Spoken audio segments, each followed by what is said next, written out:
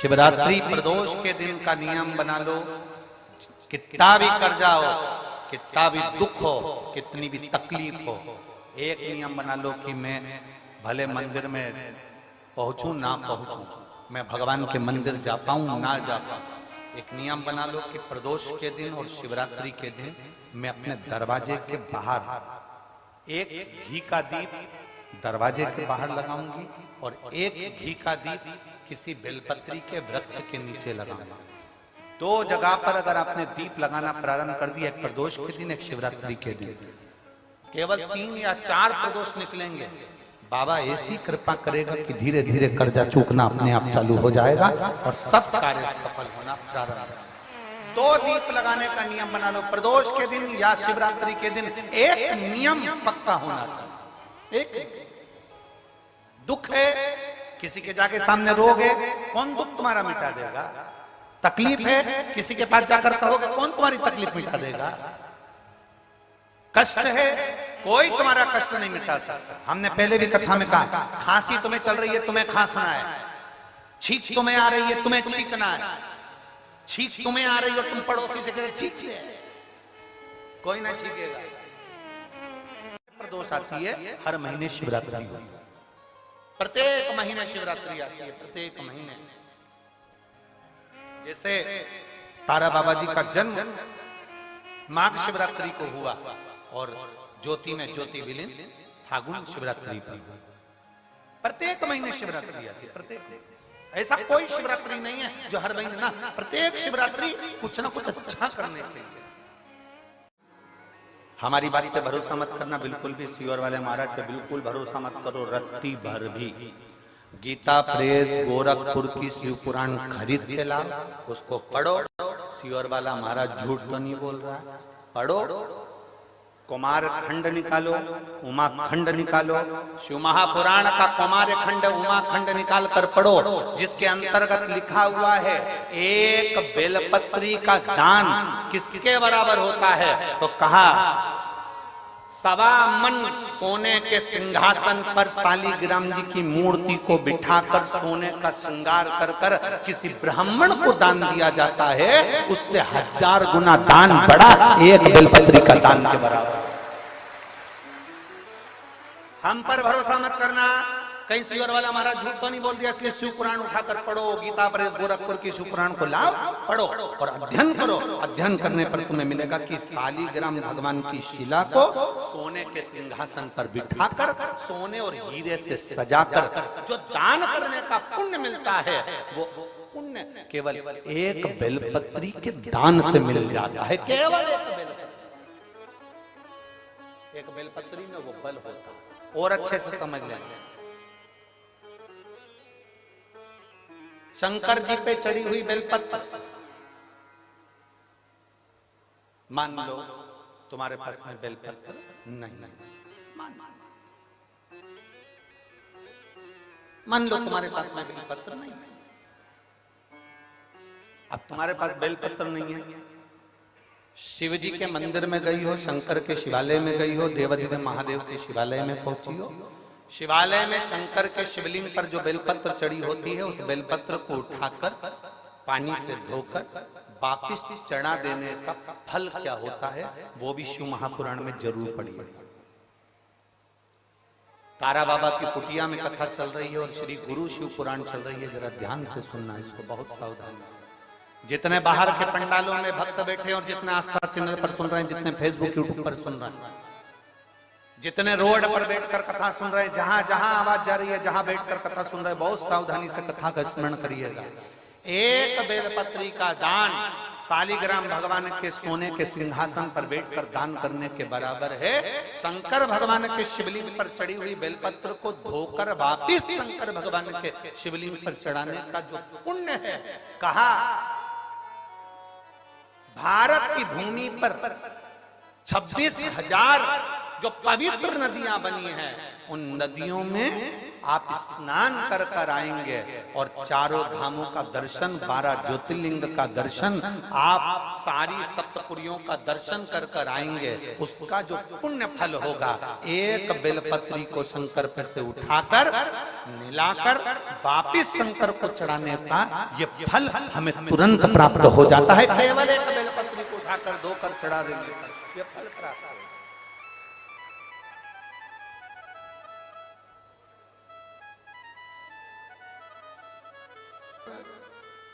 ना जाने कौन कौन ने ऐसा नियम बना दिया, हमें तो समझ में नहीं आता। थोड़ा सा दुनिया के लोग लोभ लालच में नियम बनाए हो तो बात दूसरी है।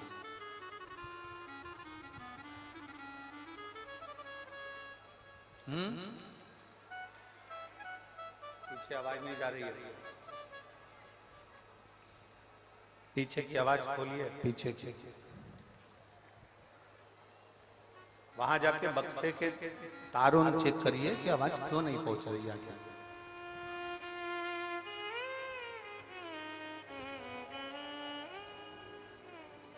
ना जाने कौन कौन ऐसा नियम बना दिया, हमारे पुराण में नहीं है। फिर निवेदन करेंगे, बहुत सावधानी से सुनिएगा कथा। लोगों को थोड़ा बुरा लग सकता है हमारी कथा, तो वो तो लगता रहता है, उसमें स्मरण ना। किसी पुराण के अंदर यह नहीं लिखा कि चांदी की बेलपत्र बनाकर भगवान शंकर को समर्पित करो। ठीक है, समझ में आ रही है ना बात?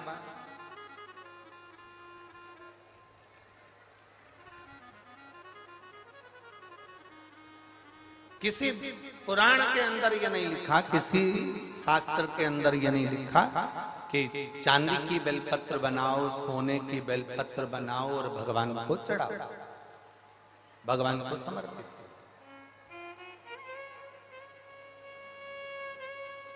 ये हमारे यहां कहीं कहीं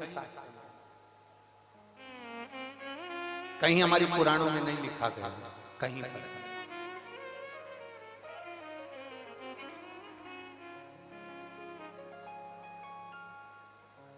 शंभु शरणे पड़ी मांगो घड़ी रे घड़ी, दुख काटो दया करी मैं दर्शन आपो।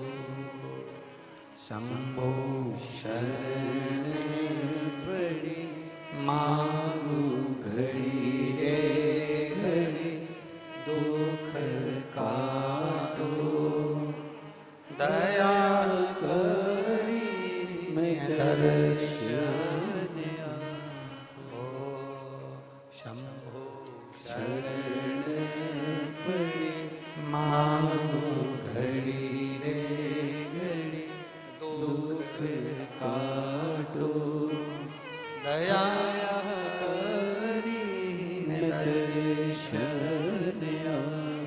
अब किसी ने एक नया नियम बनाया, चांदी की बेलपत्र शंकर जी को चढ़ाना, सोने की बेलपत्र शिव जी को चढ़ाना। ये हमारे शिव महापुराण के एक भी 24,000 श्लोक में से एक भी श्लोक में कहीं चांदी और सोने की बेलपत्र का प्रसंग नहीं। किसी को जरूरत पड़ने लगी होगी चांदी की बेलपत्र की तो उसने चढ़वा दी होगी, किसी को सोने की बेलपत्र की जरूरत पड़ी होगी तो उसने चढ़ा दी। वो अपना प्रसंग अपनी जगह। सोने की बेलपत्र क्या कोई साधारण सा शिव भक्त चढ़ा सकता है? जम के बोलो जरा। चांदी की बेलपत्र कोई साधारण सा शिव भक्त चढ़ा सकता है क्या? अगर चांदी और सोने की बेलपत्र का नियम आया, पीतल की क्यों नहीं आया? एल्युमिनियम की क्यों नहीं आया? कपड़े की बेलपत्र का क्यों नहीं आया? कागज की बेलपत्र का नियम क्यों नहीं आया? आया तो सोने और चांदी की बेलपत्र का नियम आया। ये हमारे शास्त्र के हिसाब से, ये हमारे शिव पुराण के हिसाब से बिल्कुल नहीं। दूसरे को देखकर कभी मत विचार करना कई लोग उज्जैन महाकाल का दर्शन करने जाते हैं, कई लोग ओमकारेश्वर का दर्शन करने जाते हैं, कई लोग विश्वनाथ जी का दर्शन करने जाते हैं। तो वहाँ डलिया मिलती है फूल पत्ती की, तो उसमें एक चांदी की बेलपत्र भी रख देते हैं कि ये चांदी की बेलपत्र वो चढ़ाएंगे और आपको दे देंगे। तो आप वो चांदी की बेलपत्र ले जाके अपनी अपनी तिजोरी में, अलमारी में, अपने अपने घर में रख लेना ना।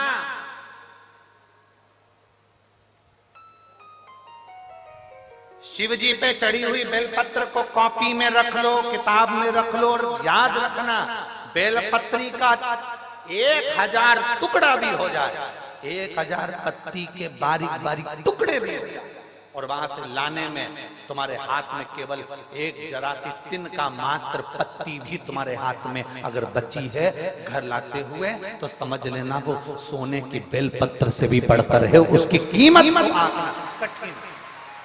बच्चे ऐसे पड़े हुए हैं, हम उनकी माताओं से निवेदन करेंगे, आपको किसी के पास कहां तक लेकर जाओगे?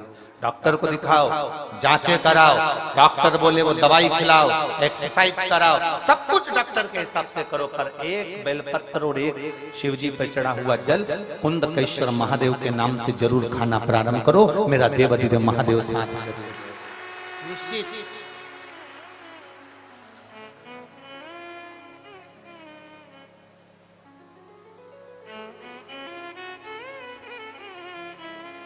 और तेरी कृपा बिना न हिले एक भी अणु, लेते हैं श्वास तेरी कृपा से तनु तनु।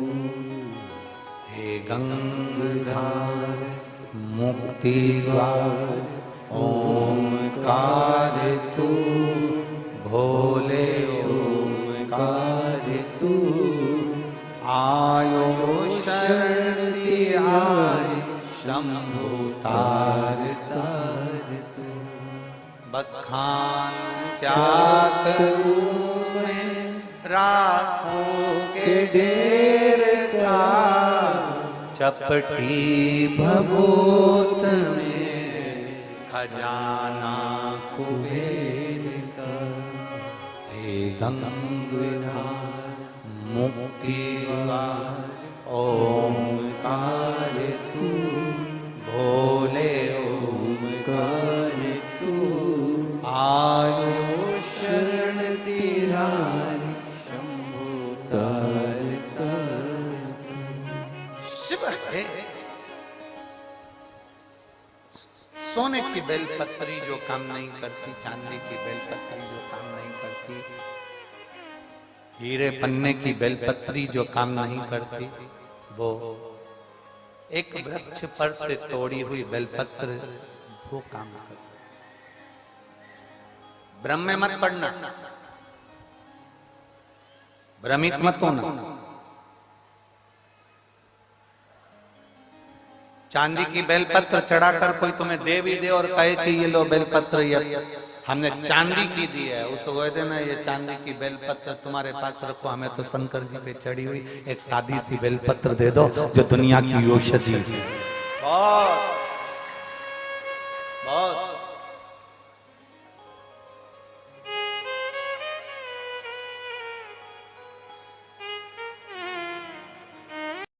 कथा में भी 5 दिन की कथा में भी अगर कोई व्हील चेयर पर भी बैठकर कथा सुनता है और एक बेलपत्र भी अगर बाबा की खाता है, इस पोथी की, इस पुराण की एक बेलपत्र भी कथा चल रही और उसने खाई है, 3 दिन में वो कथा के पंडाल में भी खड़ा मिलता है। हमने इस व्यासपीठ से देखा। हम सोने की बेलपत्र को नहीं जानते, हम चांदी की बेलपत्र को, हम हीरे की बेलपत्र को नहीं जानते, पर हम इस बेलपत्र को जानते हैं जो बेलपत्र शुरू से वेद पुराण शास्त्र वर्णन करते आए हैं। जिस बेलपत्र के नीचे लक्ष्मी झाड़ू लगाती है, जिस बेलपत्र के नीचे स्वयं ब्रह्मा, भगवान नारायण और 33 कोटि देवता बैठकर शंकर की आराधना करते हैं, वो बेलपत्र साधारण है।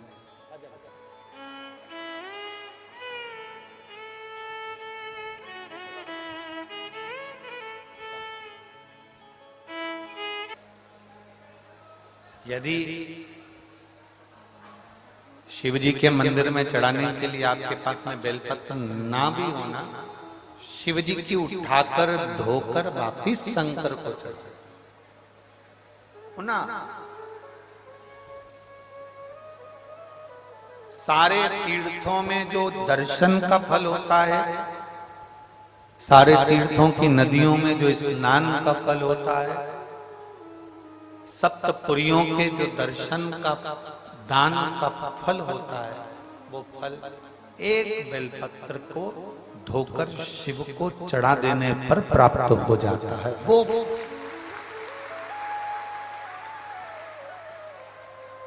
अब एक नया नियम लोगों ने लगा दिया, सावन महीना आता है 1.25 लाख बेलपत्र चढ़ाओ, शंकर जी खुश हो जाएंगे। ये थोड़ी थोड़ी भ्रांतियां हैं लोगों। शिव महापुराण इसी को समाप्त करती है बस। शिव पुराण का कार्य यही है कि भ्रम निकालना, भ्रम से दूर कर दे। एक माता जी ने एक प्रश्न किया था, गुरुजी अगर घर में शिवलिंग रखना हो तो उसकी प्राण प्रतिष्ठा करना पड़ती है क्या? उसकी प्राण प्रतिष्ठा की जरूरत होती है क्या? हमने अभी इससे पहले जो कथा थी कुशीनगर की, उसमें वर्णन किया था, राम जी की प्राण प्रतिष्ठा करना पड़ेगी, कृष्ण भगवान की प्राण प्रतिष्ठा करना पड़ेगी, देवी जी की प्राण प्रतिष्ठा करना पड़ेगी, कोई देवता है तो उनकी प्राण प्रतिष्ठा करना पड़ेगी। पर अगर नर्मदा का कंकर है, नर्मदेश्वर महादेव है, भगवान शंकर के शिवलिंग की कोई प्राण प्रतिष्ठा की जरूरत नहीं पड़ती, वो स्वयं प्रतिष्ठित। पारद का, स्फटिक का, मोती का, माटी का, चाहे जिस शिवलिंग का आप निर्माण कर रहे हो, शिवलिंग में आपको प्रतिष्ठा की जरूरत नहीं, आप उसको नर्मदेश्वर मानकर उसका स्मरण करिए। नर्मदेश्वर या तारकेश्वर महादेव में तारा बाबा की कुटिया में 2 शिवलिंग का दर्शन होता है। एक तारा बाबा जी की कुटिया के अंदर जो शिवलिंग विराजमान है वो पारद का शिव, दूसरा जो शिवलिंग शंकर भगवान के मंदिर के अंदर विराजमान है वो नर्मदेश्वर शिवलिंग है। 2 शिवलिंग का दर्शन, एक पारद का, एक नर्मदा जी का। जैसे सीहोर कुबरेश्वर धाम से लाया हुआ कंकर और रुद्राक्ष औषधि का कार्य करता है। औषधि, आप लोगों में तो कोई गए हैं सीहोर कुबरेश्वर धाम? गए हो? धन्यवाद, प्रणाम आप सबको, रखिए साधु। जाना चाहिए, 12 ज्योतिर्लिंग के मध्य में है कुबरेश्वर धाम। हम तो गोपाल जी को और गोविंद जी को भी कहेंगे, सपरिवार एक बार बाबा के धाम जरूर है। और यहाँ तो शिवरात्रि तक कार्यक्रम रहता है ना, शिवरात्रि के बाद तक वहां रुद्राक्ष उत्सव चलता है। 7 मार्च से 13 मार्च तक चलेगा। उस बीच में वहां रुद्राक्ष महोत्सव, वहां का कंकर शंकर होता है। वहां का कंकर अगर आप लेकर आए हैं और उस कंकर को आप पूज रहे हैं तो उसमें शिव की आकृति का दर्शन होता है। एक दूसरा, वहां का जो रुद्राक्ष है उसको पानी में कैसे भी कितने भी साल तक गलाते रहो, वो रुद्राक्ष में बदबू नहीं आती, सड़ता नहीं है, और उसका पानी औषधि का कार्य करता है। इसमें भी कई पत्र से उसमें रखे हैं। बेलपत्र को पहचानो। किसी के कहने पर यह नहीं कि उसने कह दिया कि 1.25 लाख बेलपत्र चढ़ाओ तो हम 1.25 लाख चढ़ा रहे हैं। किसी ने कह दिया 1.25 लाख बेलपत्र लाने से पहले मेरा एक निवेदन है। जो 1.25 लाख बेलपत्र चढ़ाने का संकल्प लेते हैं उनसे निवेदन है, क्या आपने 1.25 लाख वृक्ष लगाए बेलपत्र के, तब तो आप चढ़ाने के हकदार हो गए। मालूम पड़े बेलपत्र तोड़ कर लिया और समर्पित कर दिया तो उसका सुख नहीं है। 1.25 लाख, आज तारा बाबा की कुटिया में इतने सारे पेड़ लगाए गए, पौधे लगाए गए, वृक्षारोपण किया गया, कोई आया उसको तोड़ दे, उसको उखाड़ कर ले जाए, अच्छा लगेगा क्या अपने को? नहीं। तुमने लगाया कितना, तुमने दिया कितना, तुमने करा कितना? बाबा की कुटिया में आकर तुमने कभी एक वृक्ष लगाया? बाबा की कुटिया में आकर तुमने कभी बेल वृक्ष लगाया? बाबा की कुटिया में आकर तुमने कभी बेल का वृक्ष का आनंद पाया?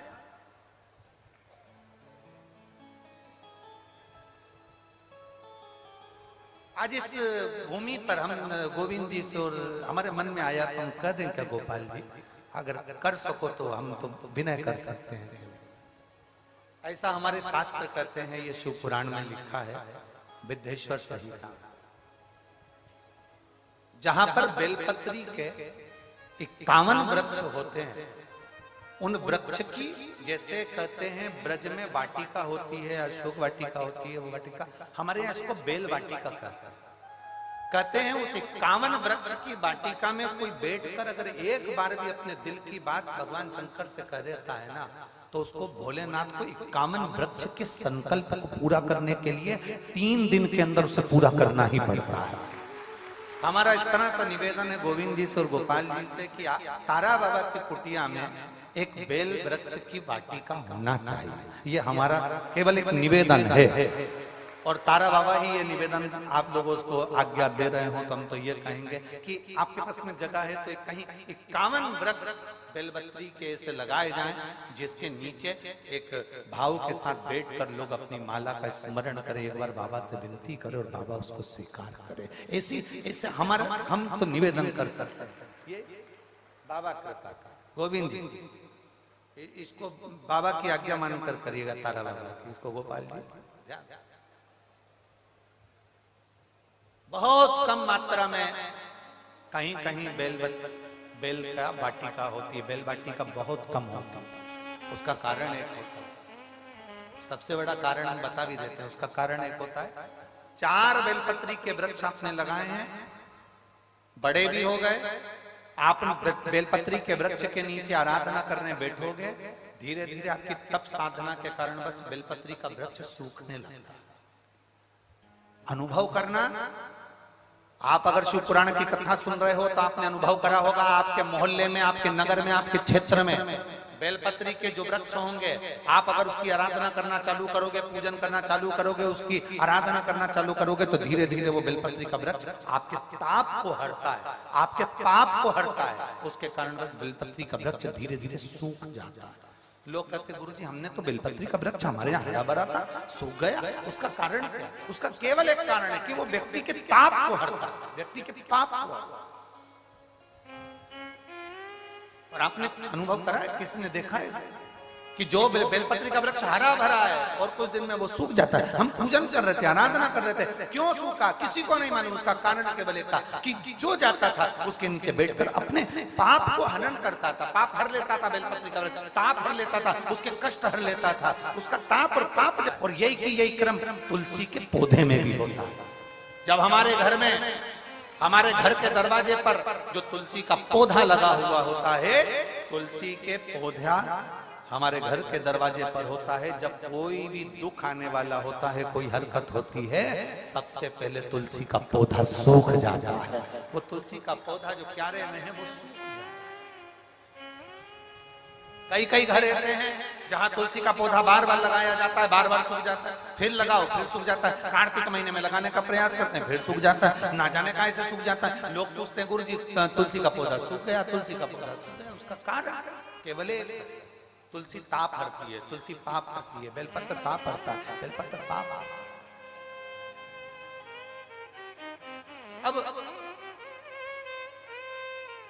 विश्वामित्र मुनि के घर में संतान नहीं थी, पत्नी और पति दोनों धर्मात्मा थे। एक पुण्य करते थे, वो शंकर के शिवलिंग का निर्माण करते थे, पूजन करते थे। पूजन अगर नहीं कर पाते थे तो प्रदोष या शिवरात्रि, हर महीने प्रदोष आती है, हर महीने शिवरात्रि होती है। मुझे किसी से कुछ नहीं चाहिए, जो शिव की आराधना करने वाला होता है वो शंकर से ही मांगकर बहुत कुछ प्राप्त कर लेता है। शिव जी के 21 अवतार हुए हैं, शंकर भगवान के 21 अवतार एक हुए हैं, फिर 11 रुद्र अवतार अलग हुए हैं। उन 21 रुद्र अवतार में भगवान शंकर के 21 अवतार में एक अवतार है भगवान का गृहपति अवतार। शंकर भगवान के 21 अवतार में से एक अवतार है गृहपति अवतार। महाराज मां नर्मदा जी के तट पर नर्मदापुरम में एक विश्वानर मुनि रहते थे। शिव महापुराण की कथा कहती है शंकर जी के 21 अवतार में से एक अवतार गृहपति अवतार। मां नर्मदा जी के तट पर, मां नर्मदा जी के तट के ऊपर नर्मदापुरम में एक सुंदर विश्वानर मुनि रहते थे, ग्रस्त थे। अपनी धर्म पत्नी के साथ में उनका निवास। जैसे विश्वानर मुनि थे वैसे ही उनकी धर्म पत्नी।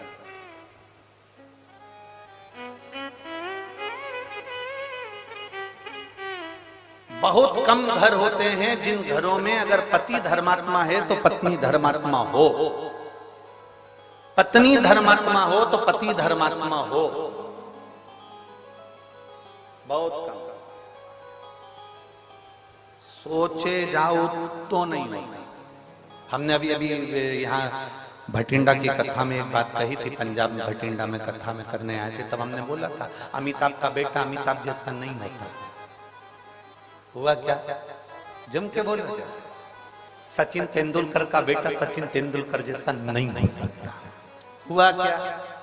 जम के बोलो जरा, नहीं। एक अच्छे से अच्छा मुख्यमंत्री हो, प्रधानमंत्री हो, मिनिस्टर हो, कहीं का भी मंत्री हो, तो उसका बेटा उसके जैसा नहीं हो ही नहीं सकता। क्योंकि मेरे भोले बाबा एक बार जिसको जन्म दे देते हैं, एक बार जिसको जन्म दे देते हैं और उसमें इतना टैलेंट देकर पैदा करते हैं, उसमें ऐसा ज्ञान देकर पैदा करते हैं, उसके जैसा भगवान दूसरा नहीं बनाता, उससे कम बनाएगा पर उसके जैसा नहीं बना पाएगा।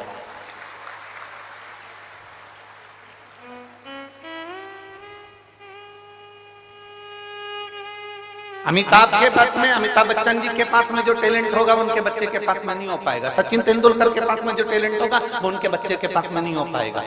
पिता जैसा बेटा नहीं होता। अगर बाप कलेक्टर है तो उसकी औलाद कलेक्टर हो सकती है, पर बाप जैसी नहीं हो सकती। मिनिस्टर का बेटा मिनिस्टर बन सकता है पर उसके पिताजी जैसा नहीं बन सकता। कठिन है।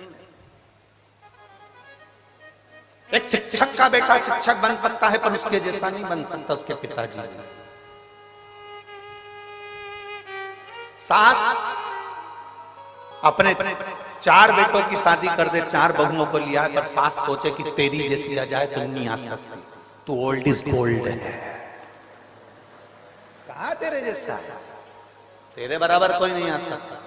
तो तुम अपने से क्यों किसी को होड़ कर रहे हो? मेरी बहू मेरे जैसी आना चाहिए, मेरी बहू जितना मैं काम करूं वैसी आना चाहिए, मैं जितनी सुबह से उठती हूँ मेरी बहू उतनी उठने वाली आना चाहिए। अरे माँ, अमिताभ का छोरा अमिताभ जैसा नहीं बना, सचिन का छोरा सचिन जैसा नहीं बना, तो तेरी बहू तेरे जैसी कैसी बन सकती है? तुझे तो भगवान ने खुद आनंद में बनाया है। कहाँ सोच कर बैठे, क्या विचार लेकर बैठे? मेरी बहू मेरे जैसी होना चाहिए। मैं 4 घंटे काम करूं तो मेरी बहू भी 4 घंटे काम करे, मैं 10 घंटे काम करूं तो मेरी बहू भी 10 घंटे काम करे। नहीं हो सकता, कभी नहीं हो सकता। इसलिए जो नहीं हो सकता उसको छोड़ो और लड़ना बंद करो। भगवान से प्रार्थना करो, जैसी भेजी चंद्र घंटा बहुत अच्छी। उसमें क्या है? तुम ज्यादा सुधारने का प्रयास करोगे वो नवरात्रि में काल रात्रि बन जाएगा। क्या मतलब? फिर तुम्हें सुबह शाम रोज आरती करना पड़ेगी उसकी। और तुम क्या बहू की आरती करोगे? बहू तुम्हारी कर करके तुम क्या करोगे? बहुत। इसलिए हमें किसी के जैसे नहीं बनना।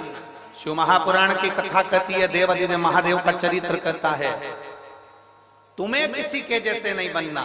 अपने अंदर भगवान ने जिस जिसको जन्म दिया पृथ्वी पर, भगवान शंकर जिसको पैदा करते हैं उसको कुछ ना कुछ हुनर देकर पैदा करते हैं। आपके अंदर कोई ना कोई हुनर जरूर है। आप किसी के जैसे मत बनो, अपने हुनर को अपनी मेहनत से प्रकट करो। दुनिया तुम्हारे जैसा बनना चाहेगी, ये पक्का। पर माताएं पीछे पीछे पकड़ के बैठती है, उनको देख ले उनके जैसे बन जा, उनको देख ले उनके जैसे बन जा, तेरी मौसी के छोरे को देख ले मौसी के छोरे जैसा बन जा, बुआ के छोरे को देख ले बुआ के छोरे जैसा बन जा। अब तुम बुआ के छोरे जैसे बनाने में लगे हो और महादेव को रोज एक लोटा वो जल चढ़ा रहा है, और महादेव सोच कर बैठे हैं कि बुआ के छोरे जैसा मत बनना, बुआ के छोरे से भी उज्जवल बनाकर बताऊंगा तेरे को, बस तेरी मेहनत करना, तेरा कर्म करना, तेरी लगन लगा कर बैठना, तेरी मेहनत करते रहना, तुझे उससे भी उज्जवल बनाकर छोड़ूंगा मैं, तू चिंता मत कर। और तुम लगी हो उसके जैसा बन जा, उसके जैसा बन जा। रोज सास अपनी बहू को ज्ञान देती रहती है, उनकी बहू कितनी अच्छी, उनकी बहू कितनी अच्छी। सास को एक बात समझ लेना चाहिए, दूर के ढोल सुहाव। एक बार उस बहू के पाले तो पड़, उसको लेके एक बार बद्रीनाथ घूमने चले जा, मालूम पड़ जाएगा पेंटिंग पेंटिंग की दुकान 4 दिन तक निकले ना बाबा। हमें लग रहा है अच्छी है,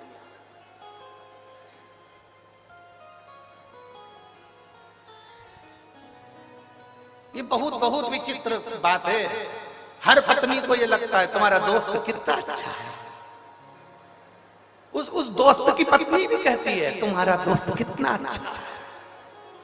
बस ये दोनों की भ्रम का है, उसको लग रहा है कि भैया जी अच्छे हैं, उनकी पत्नी को लग रहा है भैया जी अच्छे हैं। अब उनको क्या मालूम कि दोनों ही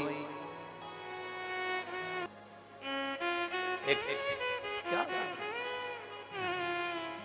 शिव कथा का है, अपने में भगवान ने जो देकर भेजा वो किसी में नहीं देखा।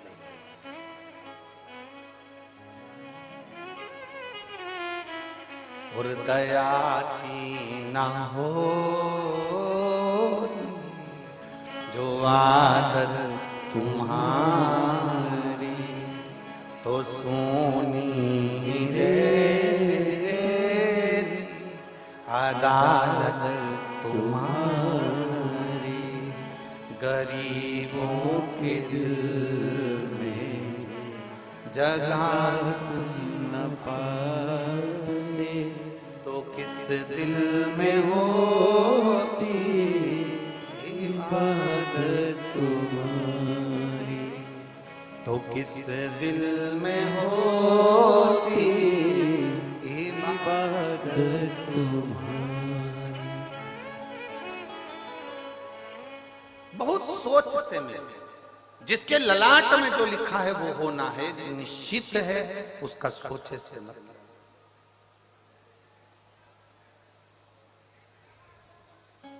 यहाँ जितनी माताएं बैठी हैं ना, अपने बेटे के लिए अच्छे से अच्छी बहू ढूंढने का प्रयास करती हैं, बेटे के लिए अच्छे से अच्छा दामाद ढूंढने का प्रयास करती हैं, जितनी बेटे।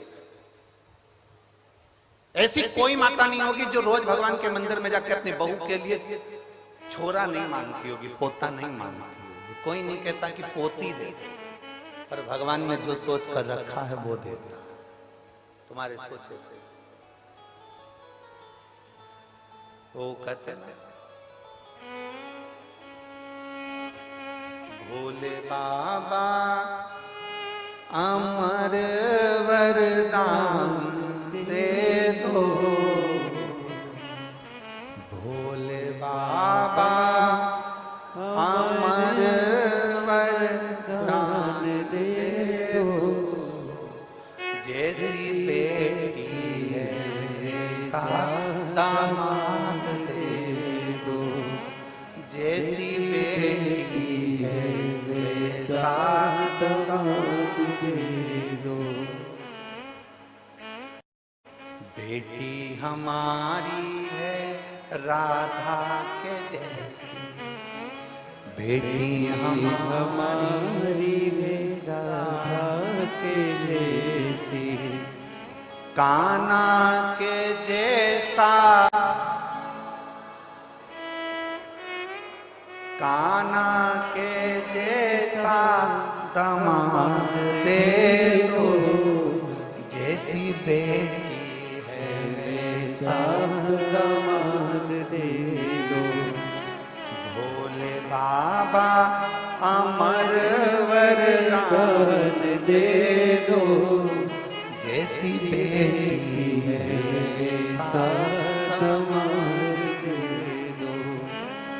बेटी हमारी है लक्ष्मी के जैसी, बेटी हमारी है लक्ष्मी के जैसी, नारायण जैसा दामाद दे दो, नारायण जैसा दामाद दे दो, जैसी बेटी है वैसा दामाद दे दो, जैसी बेटी है वैसा दामाद दे दो। भोले बाबा अमर वरदान दे दो, भोले बाबा सदा वरदान दे दो, जैसी बेटी है वैसी।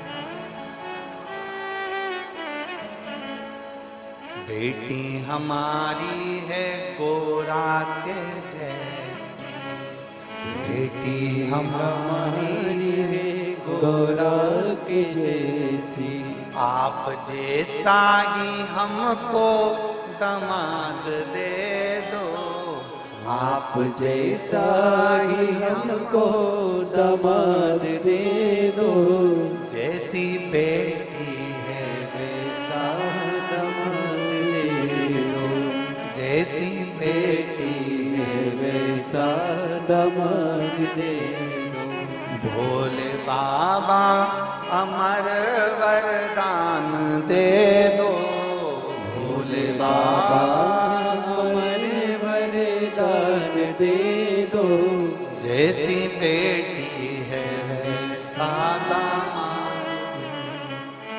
जैसी बेटी है वैसा दामाद दे दो। और मान लो मिल भी गए, ए सिरसा वाली जीजियों, हरियो हरियाणा वाली मेरी जीजियों, मिल गए, कितनी आस, कितनी आस, और कितनी खुश होती हो अच्छा दामाद मिल जाए। बोलो बोलो, जम के बोलो, जम के बोलो जरा, खुश होती हो कि नहीं होती हो?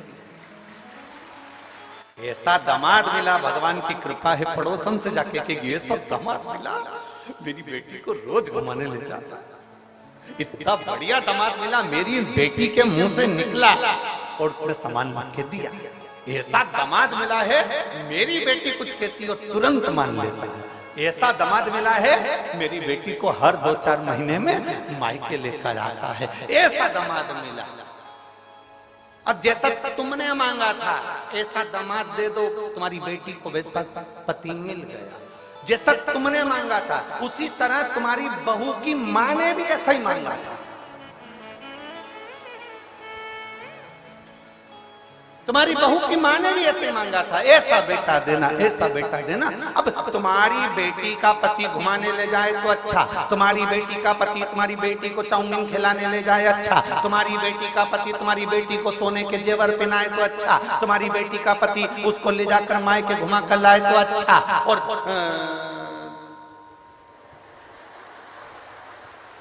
अब क्या बोलो, तुम सब समझदार हो, बोलो। और तुम्हारा बेटा अगर तुम्हारी बहू को घुमाने ले जाए तो बेकार, वो तो जोरू का गुलाम हो गया। दामाद ले जा रहे तो अच्छा, दामाद खिला रहे तो अच्छा, दामाद पढ़ा रहे तो अच्छा, दामाद सोने की रकम दिलाए तो अच्छा। मेरा दामाद जैसा कोई नहीं, मेरे बेटी का पति इतना बढ़िया, मेरी बेटी का पति अच्छा बढ़िया। तो आप भी अपने बेटे से कहो, बेटा जैसे तेरे जीजा, जैसे तेरे दामाद बेटी का सम्मान करते हैं, तू मेरी बहू का सम्मान कर, तो लगना चाहिए सामने वालों को कि दामाद अच्छा। दूर के ढोल, बस बस दिक्कत ही तो यही है सिरसा वाली जीजियों, दिक्कत सबसे बड़ी यही आ रही है, बड़ी यही तो पड़ी है, दिक्कत यही है सबसे बड़ी।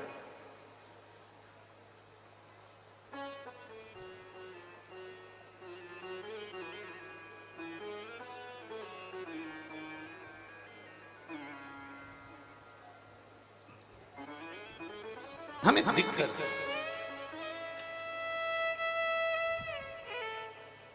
शिव कथा कर रहे हैं। विश्वानर मुनि की धर्म पत्नी भगवान की भक्त थी। शिव जी की आराधना करना, भगवान शंकर की भक्ति करना। विश्वानाथ मुनि स्वयं शिव की आराधना में डूबने वाले। इनका एक नियम बड़ा पक्का था, प्रतिदिन शिवलिंग का निर्माण करना, पूजन करना, विसर्जन करना। और जिस दिन शिवलिंग का निर्माण नहीं कर पाते थे, जिस दिन शंकर भगवान के शिवलिंग की आराधना नहीं कर पाते थे, जिस दिन भगवान शंकर के शिवलिंग का पूजन नहीं कर पाते थे, उस दिन एक बेलपत्री का दान देते थे।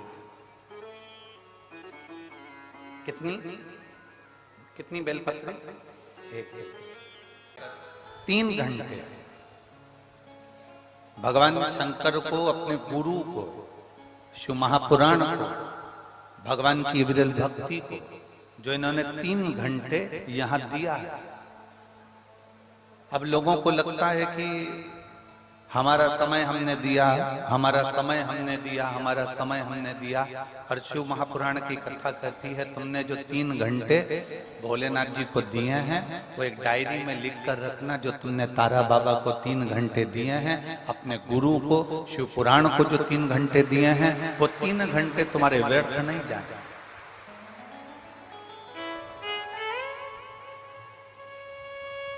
वो तुम्हारा दिया गया समय व्यर्थ नहीं जाता।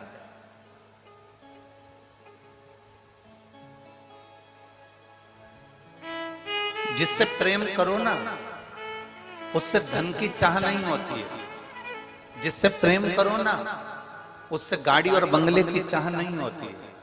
जिससे प्रेम करो ना, उससे मोबाइल के बैलेंस की चाह नहीं होती है। जिससे प्रेम करो, उससे एप्पल के मोबाइल की चाह नहीं होती है। जिससे प्रेम करो, उससे चाउमीन खाने की चाह नहीं होती है। जिससे प्रेम करो, उससे पानी पूरी खाने की चाह नहीं होती है। जिससे प्रेम करो, उससे बस एक चाह रहती है कि थोड़ा तो समय दिया करो मुझको, आपके लिए हूं और मैं आपके लिए, थोड़ा तो समय।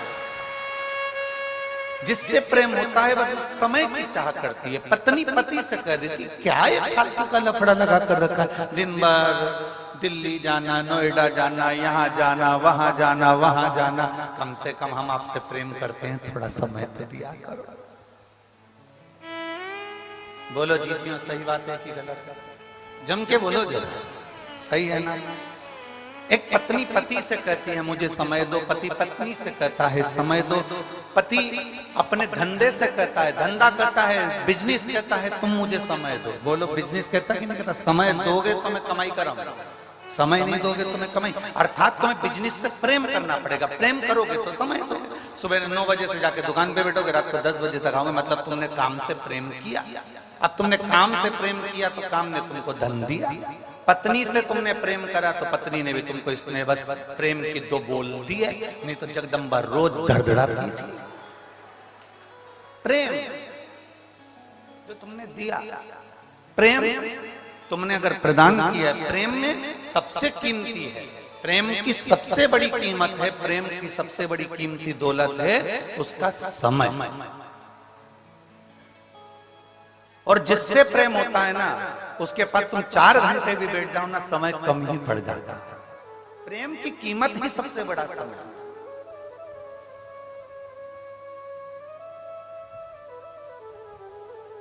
अब गुरु को क्या चाहिए? चांदी के खड़ा ला कर दो, गुरु कभी कहता है? जम के बोलो जरा। गुरु कभी कहेगा कि मुझे गाड़ी ला कर दो, गुरु कभी कहेगा कि मुझे बंगला बना कर दो, गुरु कभी कहेगा कि तुम मुझे ये ला कर दो। गुरु केवल एक बात कहता है कि मैं हूं, तब तक थोड़ा समय दे दिया कर। समय देगा तो एक दिन वो समय तुझे भी कुछ ना कुछ जरूर देकर जाएगा ही। गुरु को क्या चाहिए? समय। पत्नी को क्या चाहिए? समय। पति को क्या चाहिए? समय। व्यापारी को क्या चाहिए? समय। क्योंकि जिससे हम प्रेम करें उससे हमें समय की अनुकूलता, समय प्रबलता में चाहिए। अब यहां तक तो बात समझ में आ गई कि आपको समय की कीमत समझ में आना चाहिए, पर आगे तुम्हारे स्मरण में आना चाहिए कि वही समय जो तुम, एक पत्नी पति से समय मांगती है, पति पत्नी से समय मांगता है, डॉक्टर भी मरीज के लिए, मरीज के घर वालों से समय मांगता है। थोड़ा मुझे देना पड़ेगा 4-6 दिन, तो मैं प्रयास पूरा करूंगा इसको ठीक करने। समय दोगे तो ना, अब आखिरी में डॉक्टर जब पूरा काम कर लेता है तब डॉक्टर भी कहता है अब मेरे पास की घड़ी ठीक नहीं चल रही है, अब उससे समय मांगो। और अब उससे प्रार्थना करी, उससे निवेदन करा, उससे विनती करी, उससे चाकरी करी। तो जब हम उससे प्रार्थना करें, उससे विनती करें, तो उसने भी अपने खाते खोल कर देखा, डायरी निकाली भोलेनाथ जी ने, और डायरी निकाल कर देखा, जरा देखो तो राम बाबू को देखो, राम बाबू को इसने शंकर जी को कितना समय दिया था देखो जरा। तो इन्होंने कहा साहब वो सिरसा में कथा चल रही थी तारा बाबा की कुटिया में, तो ये 2 घंटे पहले तो कथा में आ गया था और 3 घंटे की कथा सुनी, और 3 घंटे की कथा में भी 2-4 आधा घंटा तो इसने यूं ही निकाल दिया घूमने फिरने में। तो इसका आधा घंटा तो काट दो और बाकी का जितना समय बचा है एक काम करो, इसने शिव की कथा में समय दिया, गुरु की सेवा में समय दिया, परमात्मा की सेवा में समय दिया, शिव पुराण में समय दिया, इसलिए इसकी अंत घड़ी में भी इसका समय बढ़ा दिया जाए, इसको लेकर समय दिया। फिर वही कल वाली बात आ गई, अंत समय प्रभु आना पड़ेगा, वचन दिया तो निभाना पड़ेगा, आए ना आए प्रभु कुटुंब कबीला, अंत समय प्रभु आना पड़ेगा, वचन दिया तो निभाना पड़ेगा, और अंत समय प्रभु आना पड़ेगा। तुमने समय दिया तो सामने वाले ने समय,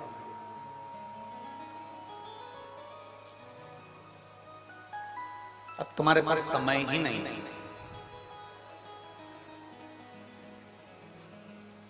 कल हमें गोविंद जी सुना रहे थे,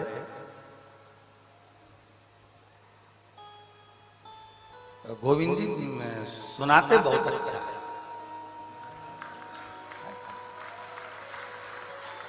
देखना गोविंद जी, हम कथाकारों पर भी कृपा करना, सुनाते बड़ा अच्छा। तो कह रहे थे गुरु जी से एक बात सुनाऊं मैं आपको, मैंने कहा सुना। बहुत अब जो सुनाता है उसको सुनाने वाले मिल जाए तो और अच्छा ना है।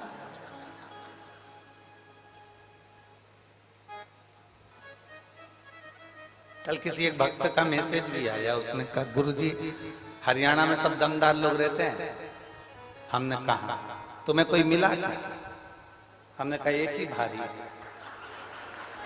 किससे मिले जाए? मिले भी तो मिले कैसे? अब कहने गुरुजी, एक बार बाबा जी के पास हम बैठे हुए थे और वो बोले गोपाल जी को कि गोपाल नहीं आया। तो कहा बाबा जी निकले हैं, अब आएंगे तो वो गाड़ी से चले हैं नोएडा आदि से, तो वो धीरे धीरे धीरे धीरे पहुंचेंगे। अब लंबा सफर 300 किलोमीटर का। तो गोविंद जी कह रहे थे बाबा जी बोले उसको बोलो ना कि हेलीकॉप्टर उतार लाया।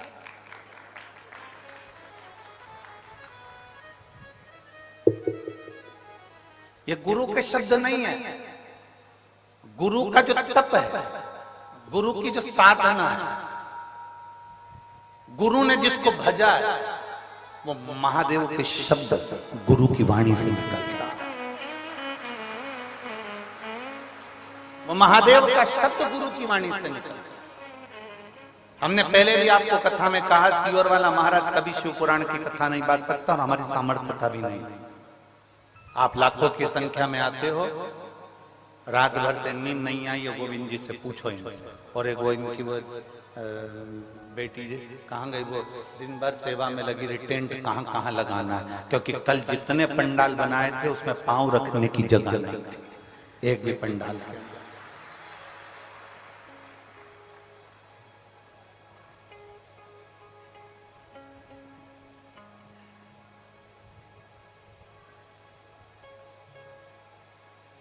अब 2024 की कथा है, 24 कैरेट सोने की कथा है। सहज नहीं है।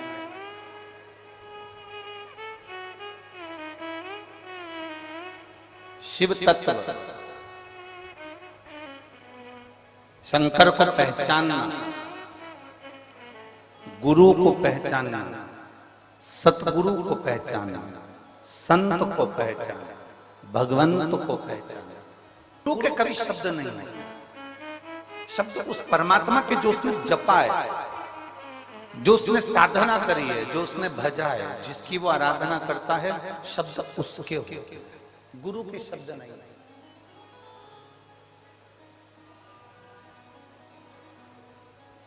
गुरु कोई वाणी नहीं बोलता, गुरु के शब्दों में परमात्मा के शब्द जुड़े होते हैं।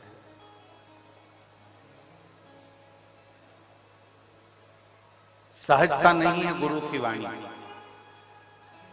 आप तारा बाबा जी की कुटिया में बैठकर अगर कथा को सुन रहे हैं, शिव महापुराण की कथा को धारण कर रहे हैं, हमने एक बार पहले कथा में कहा था,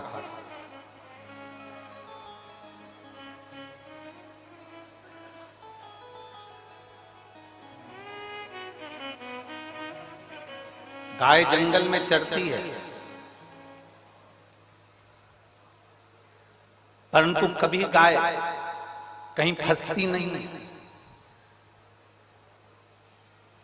बकरी जंगल में चरती है, बकरी कहीं पर फंसती नहीं है।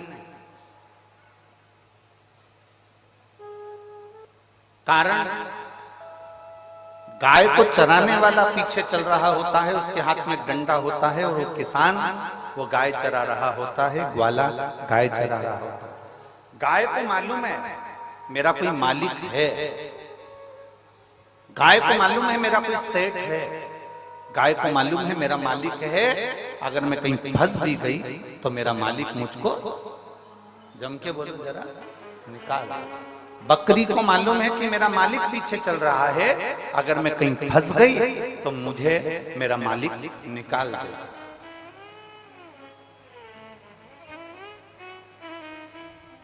बकरी को मालूम है कि मेरा मालिक मुझे निकाल देगा, भेड़ को मालूम है कि मेरा मालिक मुझे निकाल देगा, ऊंट को मालूम है कि मेरा मालिक मुझे निकाल देगा, घोड़े को मालूम है कि मेरा मालिक मुझे निकाल देगा।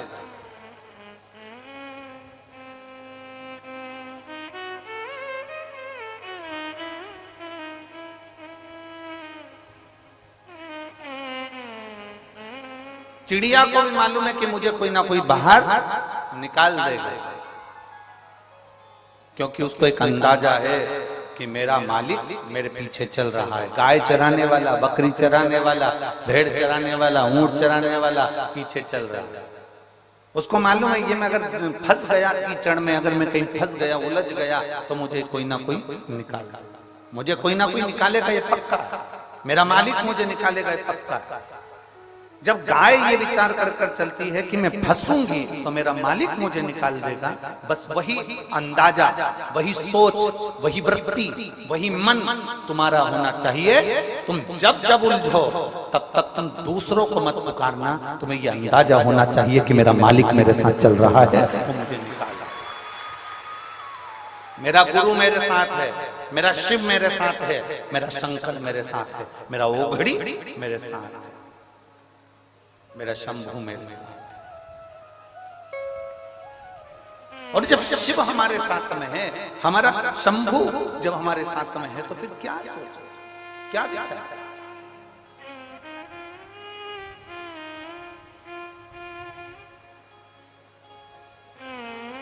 बहुत अच्छा बंगला देखोगे ना तो तुम्हारे मन में एक बात जरूर आएगी, इतनी सुंदर दीवार है ना, अंदर से बंगला कितना सुंदर, जाके देखो क्या। खूब सुंदर होटल देखोगे ना तो तुम्हारे मन में बात जरूर आएगी कि कितनी सुंदर होटल है, एक बार अंदर जाके देखो क्या। बोलो बोलो सही है कि गलत है? तुम्हारे मार्केट में कोई चाउमीन की दुकान खोल गई, पानी पतासे की दुकान खोल गई, मिठाई की दुकान खोल गई, मोबाइल की दुकान खोल गई, कोई कपड़े की दुकान खोल गई, बहुत सुंदर दुकान खोली, खूब अच्छा मॉल खुला, तुम्हारे मन में जरूर आएगा कि जरा एक बार मैं भी जाकर तो देखो। बोलो बोलो जम के बोलो, सही है, जाकर तो देखो, देखो तो सही।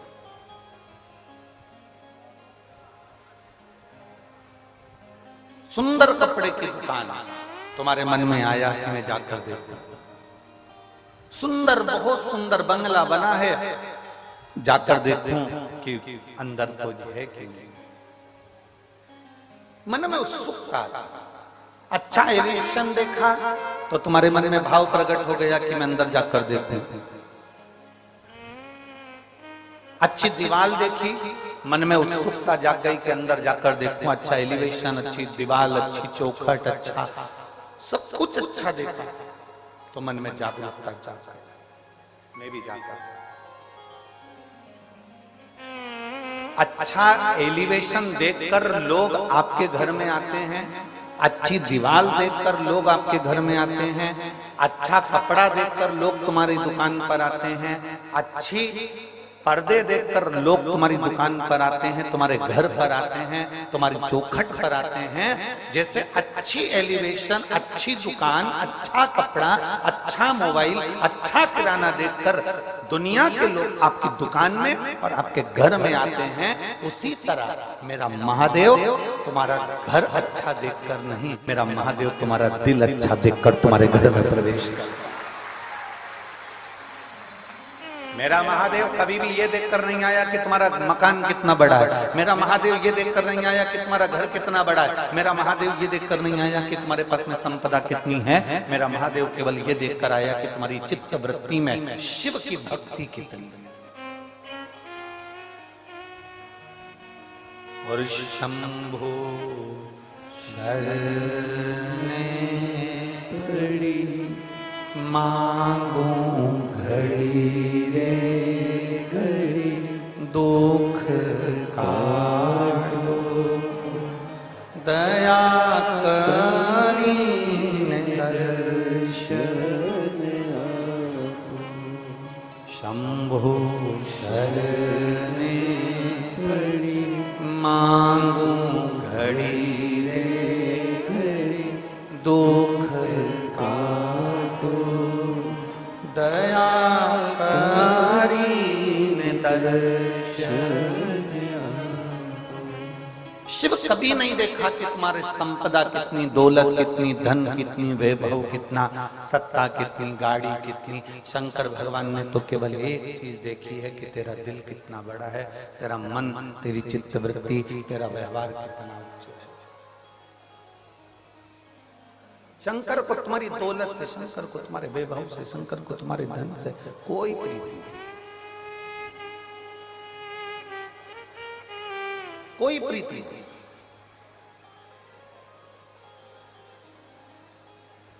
कल गोविंद जी बता रहे थे कि गुरुजी हम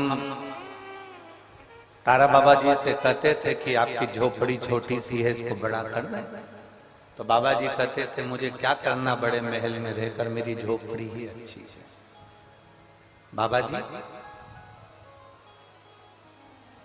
हम कुछ अच्छा बना दें यहाँ पर, मुझे क्या करना, मुझे तो सब कुछ नहीं बनवाना, मेरा जैसा है वैसा।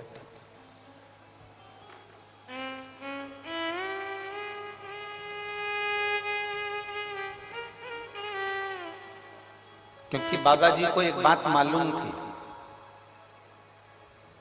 जो शंकर का उपासक होता है ना, जो शिव की आराधना करने वाला होता है ना,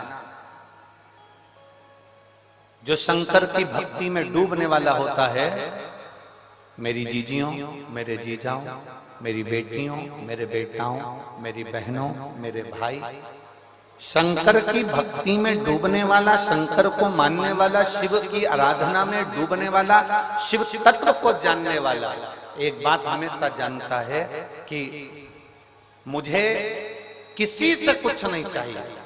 जो शिव की आराधना करने वाला होता है वो शंकर से ही मांगकर बहुत कुछ प्राप्त कर लेता है। लोग कहते हैं शिव जी के पास में तो कुछ भी नहीं है, शंकर जी के पास में ना बहुत सारा धन दिखता है, ना कोई वैभव दिखता है, ना कुछ दिखता है, कुछ भी नहीं है शंकर जी के पास। फिर ऐसा क्या है? मंगलवार का व्रत करते हो, तुमने हनुमान जी का व्रत करा, मंगलवार का व्रत करा,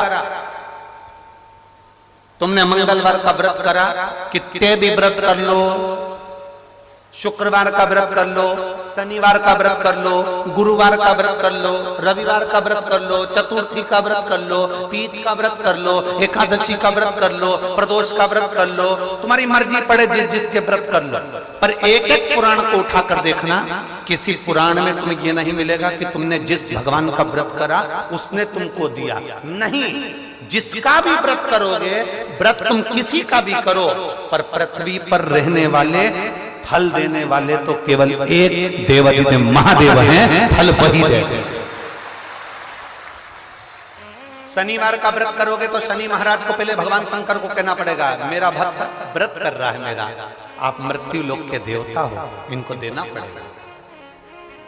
वैकुंठ में अगर तुम जाके व्रत करते ना तो भगवान वैकुंठ अधिपति दे देते, पर पृथ्वी पर व्रत कर रहे हो तो पृथ्वी के देवता को पूछ कर देना पड़ेगा। तिरुपति में भगवान वेंकटेश भी अगर आकर बैठे तिरुमाला में तो पहले भगवान शंकर से पूछा, क्या मैं तिरुपति में आकर बैठ जाऊं तिरुमाला में? जब भगवान शंकर ने कह दिया तब वो तिरुमाला में आकर बैठे। नाथद्वारा में श्रीनाथ जी, नाथद्वारा में श्री जी बाबा आकर बैठे तो उन्होंने एक लिंग जी से पूछा, क्या मैं यहां आकर बैठ जाऊं? तब बाबा ने कह दिया कि तुम बैठ, मना ना, बैठो।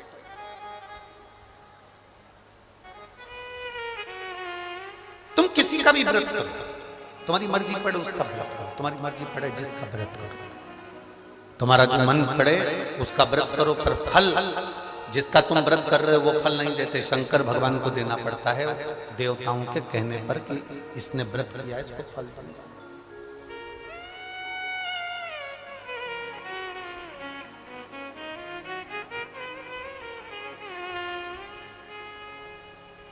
जिसने पहचान लिया, शंकर भगवान को जो जान गया, उसने, एक महिला बैठी है यहां पर, सुमन गोदारा, पति का नाम है अनिल गोदारा, हरियाणा के हिसार, हरियाणा के हिसार आजाद नगर से आई है। कहीं बैठी हो तो हाथ हिलाइए। हरियाणा के आती हैं, आ जाओ, एक बेलपत्र ले जाओ। हरियाणा के हिसार आजाद नगर से, आजाद नगर की रहने वाली हैं। हिसार के आजाद नगर से पैदल चलकर सिरसा तक कथा सुनने के लिए आई है।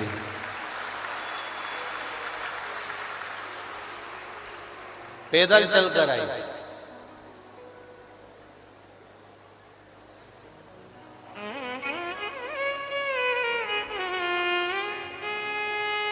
एक महीने से अन्न का दाना नहीं खाया इस महिला ने, एक महीने से अन्न को ग्रहण नहीं किया, एक महीना हुआ।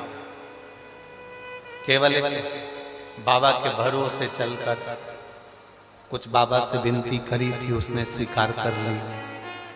कथा सुनने के लिए दिल से, कहीं नजदीक में हो और मैं जाऊं बिना। गोपाल जी, कई पत्रों में ऐसा लिखा है लोगों ने, ये भक्तों ने, कि कई माताओं ने पत्रों में लिखा है कि कई माताओं ने पशुपति व्रत सिरसा में कथा हो जाए उसके लिए भी करे। कई माताओं ने पशुपति व्रत कि सिरसा में कथा हो।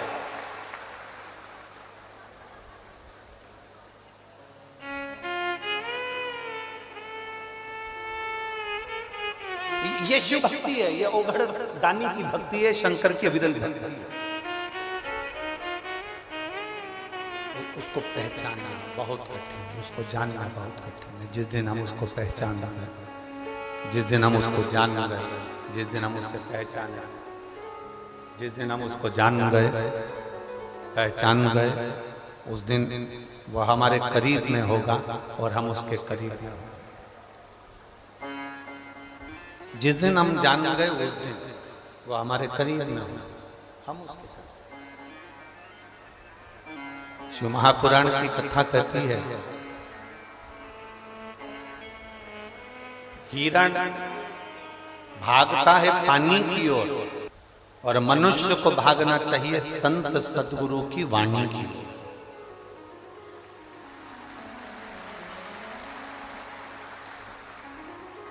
अब हम आपसे पूछें, चाकू, खंजर, तलवार, तीर, बंदूक की गोली और वाणी,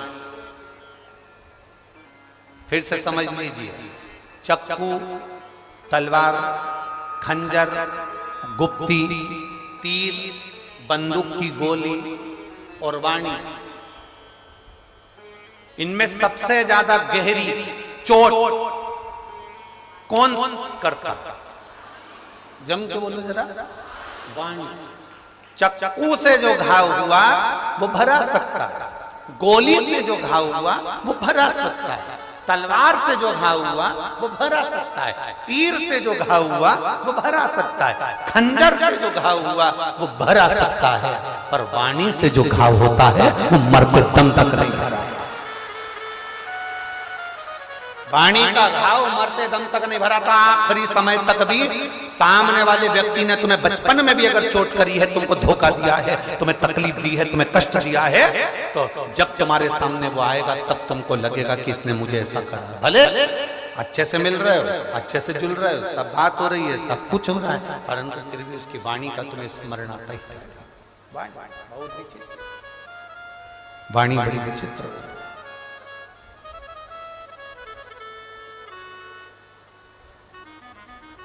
खंजर से तेज चलती है। इसीलिए आप लोगों से हमने बार बार कहा कि हिरण पानी की ओर जाए, तुम गुरु की, शिवपुराण की, संत की, साधु की वाणी की ओर जाए, तुम वाणी की ओर।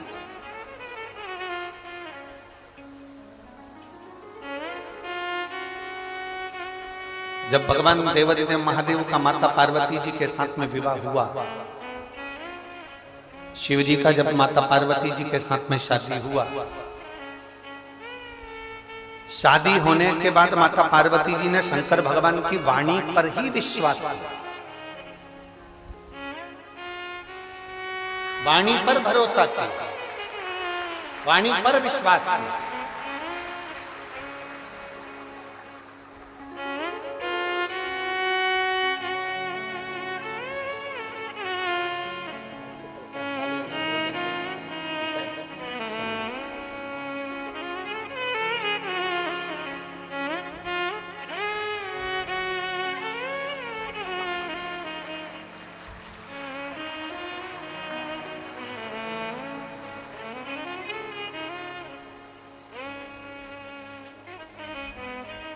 शिव की वाणी का भरोसा बड़ा प्रबल है, और जिसने शंकर की वाणी का भरोसा रखा है,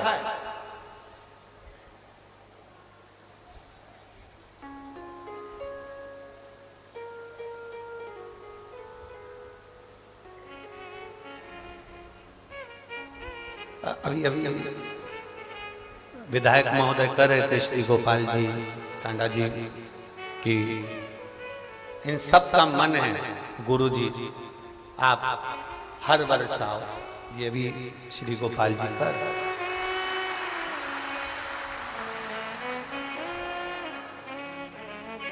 हमारा और तुम्हारा कोई बैर नहीं है, हो कोई हमारी तुम्हारी दुश्मनी नहीं है कि हम नहीं है,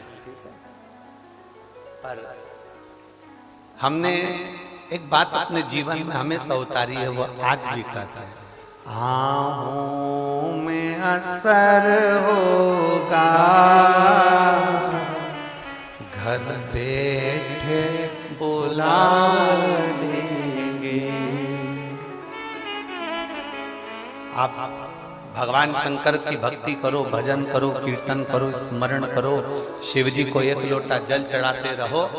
जितने इस बाबा की कुटिया में बैठे और जितने आस्था चैनल पर कथा सुन रहे हो, जितने फेसबुक यूट्यूब पर कथा सुन रहे हो, जितने तारा बाबा की कुटिया में कथा सुन रहे हैं, जितने रोड पर, कल कोई ने एक लेटर भेजा था, उस लेटर में लिखकर भेजा था कि जितने तारा बाबा की कुटिया के अंदर हैं, उतने गोविंद जी ने बाहर रोड पे बड़े बड़े माइक लगा रखे हैं, दुकानों के अंदर भी लोग बैठे हैं। दुकानों के अंदर भी बैठे हुए हैं। तो जितने रोड पर बैठे हैं, जितने तारा बाबा की कुटिया में बैठे हैं, जितने आस्था चैनल पर कथा सुन रहे हैं, जितने फेसबुक यूट्यूब पर कथा सुन रहे हैं, इतना ध्यान रखना, तुम्हारा विश्वास जब दृढ़ होगा, तुम्हारा विश्वास जब पक्का होगा, और मेरा भोलेनाथ तुम सबकी झोली जब तो अगले साल हो सकता है फिर बुला लेगा। विश्वास की दृढ़ता होना चाहिए।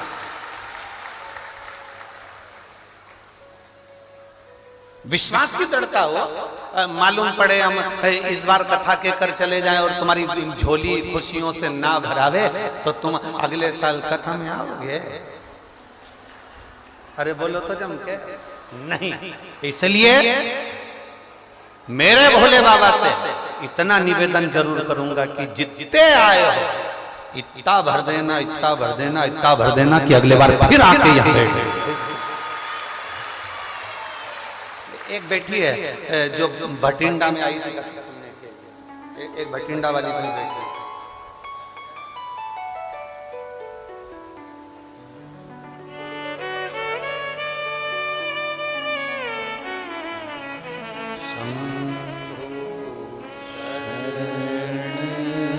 पड़ी मागो घड़ी रे घड़ी दुख काटो, दया करी ने दर्शन आपो,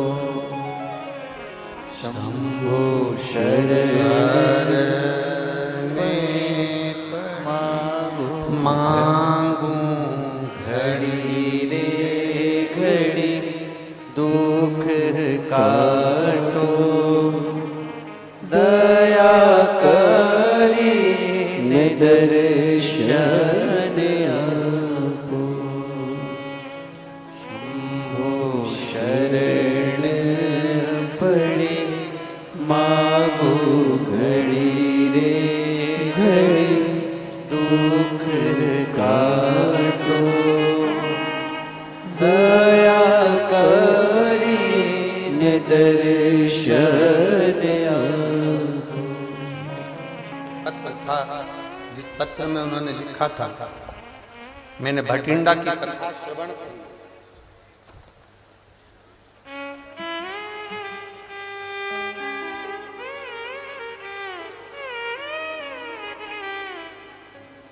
और भटिंडा की कथा सुनी,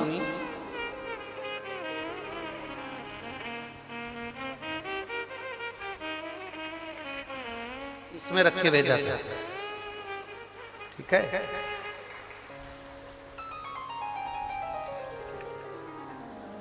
मेरा नाम नीरू गोयल है, मेरे पति का नाम प्रशांत गोयल है। मैं मंडी गोविंदगढ़ पंजाब की रहने वाली हूं। कहीं बैठी हो तो हाथ हिलाइए। हाँ ठीक है, दिख गए। श्री शिवाय नमस्ते। मैं मंडी गोविंदगढ़ पंजाब की रहने वाली हूँ। मेरा मोबाइल नंबर यह है। बाबा के चरणों को नमन करती हूँ। श्री गोपाल जी को, गोविंद जी को साधुवाद देती हूँ, धन्यवाद देती हूँ, जिन्होंने हमारे भाग्य को चमकाने की इस पुराण की कथा को करवाया।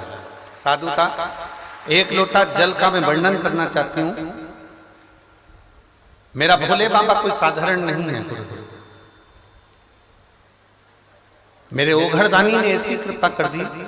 मेरी बेटी का नाम तन्वी गोयल है। उसने नीट का एमबीबीएस की तैयारी के लिए कोचिंग लेनी थी, परंतु हमारे पास में इतना पैसा नहीं था।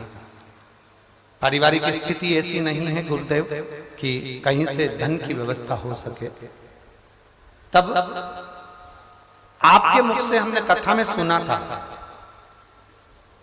शिव महापुराण की कथा में पंडाल में शंकर के आयु हुए भक्त को मौका मिल जाए तो एक जरा सा मुख झूठा जरूर करा देना।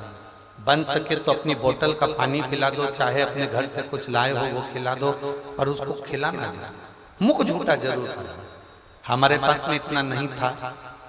हम भटिंडा की कथा में पहुंचे और हम केवल थोड़े से बिस्कुट के पैकेट लेकर हम वहां पहुंचे और हमने वो बिस्कुट का पैकेट वहां पर खिलाया।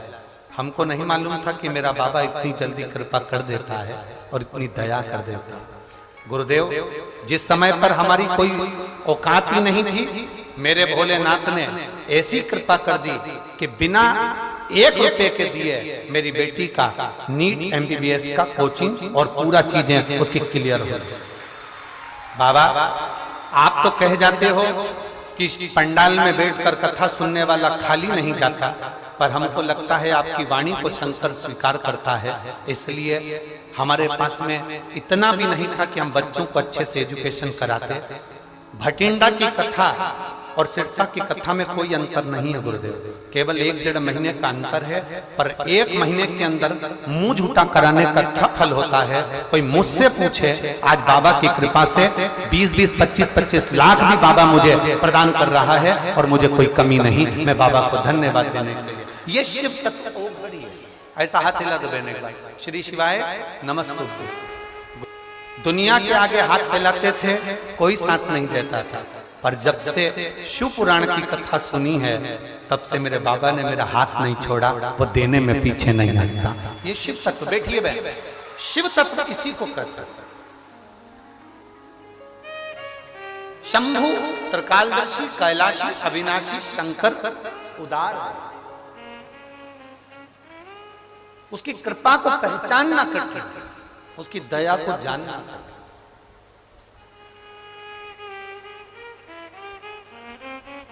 उसमें लिखा बेटी कोचिंग नहीं कर पा रही थी, पर उसके लिए व्यवस्था भी मेरे भोलेनाथ ने करा और वो नीट की कोचिंग करना प्रारंभ कर।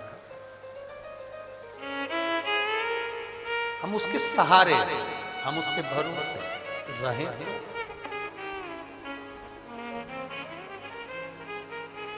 और खाली ना जाता कोई दर से तुम्हारे, खाली न जाता कोई दर से तुम्हारे, मैं भी खड़ी हूँ नन्ही बाहें फसारे, अपने हृदय से लगा लो,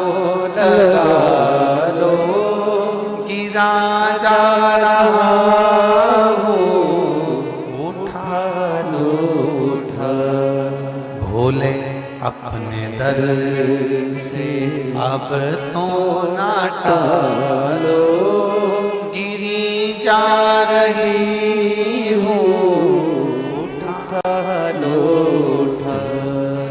उसकी कृपा, उसकी उदारता, उसकी दया इतनी प्रबल होती है, बस भरोसा दृढ़ होना चाहिए, विश्वास पक्का। बैठो कथा में, आप सियोर वाले महाराज को सुनने के लिए नहीं आए, आप केवल शिव महापुराण की कथा को सुनने के लिए नहीं आए, आप 7 दिन भगवान शंकर से, तारा बाबा जी से, तारकेश्वर महादेव से मिलने के लिए आए हो और अपना दुखड़ा बाबा को सुनाने के लिए आए। केवल सियोर वाले महाराज से कोई मतलब नहीं होना चाहिए तुमको, स्पष्ट बात है जो है। आप ये ना सोचिए कभी भी कि सियोर वाले महाराज से मिलना है हमको, सियोर वाले महाराज से हमें मिलना पड़े और उनसे हम कुछ बोलें, वो हमारा दुख कम कर दे। सियोर वाला महाराज तुम्हारे दुख काट दे। सियोर वाले महाराज का दुख तो खुद महादेव काटता है, तो वो काय का किसी का दुख काटेगा ना। भरोसा शिव जी पर रखिए, विश्वास शंकर पर रखिए।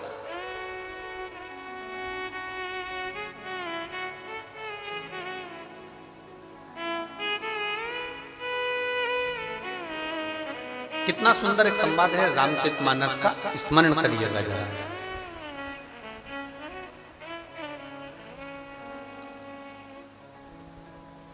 रावण को मालूम पड़ा कि भगवान भक्तों को तारते हैं। किसको तारते हैं? जम जम के बोलो जरा, भक्तों। रावण को मालूम पड़ा कि भगवान भक्तों को तारते हैं। रावण छोटा था, उसकी शादी नहीं हुई।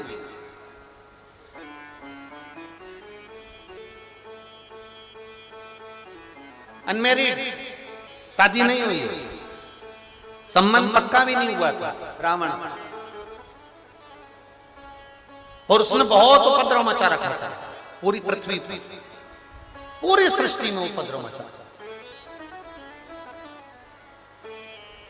रावण की शादी वादी नहीं हुई थी उस समय, और रावण को मालूम पड़ा कि भगवान भक्तों को तारते हैं, तो रावण को लगा मैंने तो इतना पाप किया है, ऋषियों की कुटिया तोड़ दी, यज्ञ बंद कर दिए, गौ माता को त्राड़ दिया, कई कष्ट दिए दुनिया के लोगों को, मेरे जैसे पापी का उद्धार कौन करेगा? 33 कोटि देवताओं में कोई ऐसा देवता है क्या जो भक्त को भी तार दे और पापी को भी तार दे? रावण ने अपनी बुद्धि में यह बात बिठाई कि भक्त भी तर जाए और पापी भी तर जाए, ऐसा कोई देवता है? ऐसा कोई देवता है? उस समय रावण की शादी नहीं हुई थी, रावण कुंवारा था।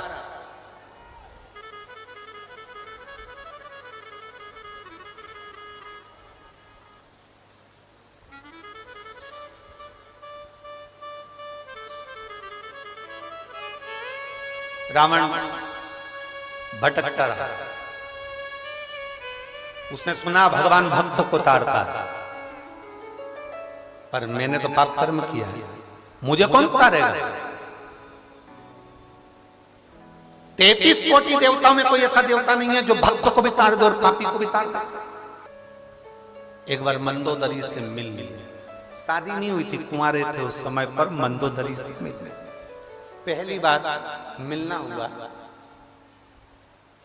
मंदोदरी कांटों में से अपने लहंगे को निकाल रही और रावण उसको देखकर ठाके लगाकर हंस रहा। बहुत तेज रावण के चेहरे पर हंसी थी और मंदोदरी अपना लहंगा निकाल रही, अपना लहंगा कांटों में से निकाला। रावण ने ठाका लगाया, हंसा। मंदोदरी ने घूर कर रावण को देखा, लंकाधिपति लंकेश को देखा। देखते से ही मंदोदरी ने रावण से कहा,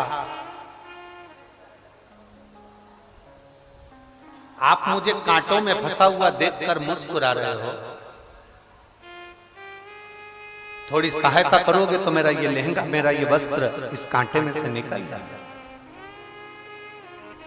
रावण ने मंदोदरी से प्रश्न किया, शायद दुनिया में शादी करने से पहले लोग 50 प्रश्न करते हैं लड़की से, तुम पढ़ाई क्या करी हो, तुम्हें रसोई घर का सारा काम आता है, तुमने कोचिंग कहाँ करी है, कौन सी कंपनी में जॉब है, तुम्हारी हॉबी क्या है, तुम कितने बहन भाई हो, तुम सिलाई कढ़ाई बुनाई सब जानती हो, तुम कहाँ घूमना पसंद करती हो, तुम्हारे फ्रेंड कितने हैं, तुम मोबाइल पर क्या देखती हो, क्या चलाती हो, क्या करते हो।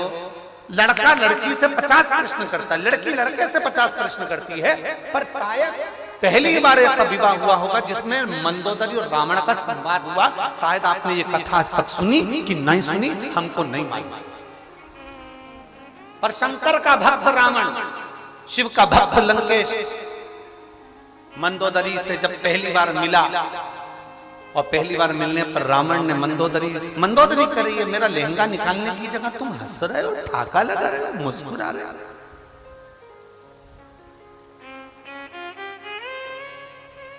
लड़का लड़की में पहली बार जब मुलाकात होती है शादी के लिए तो कितनी कितनी बातें होती है, बहुत सारी बातें होती है, बहुत।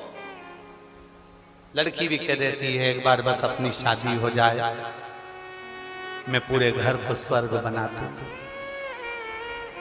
और घर में रहने वालों को स्वर्गवासी बना दूं। जब घर को ये स्वर्ग बनाएगी तो उसमें रहने वाले तो वैसे स्वर्गवासी हो जाएंगे। बोले तो बोले, बस शादी हो जाने दो।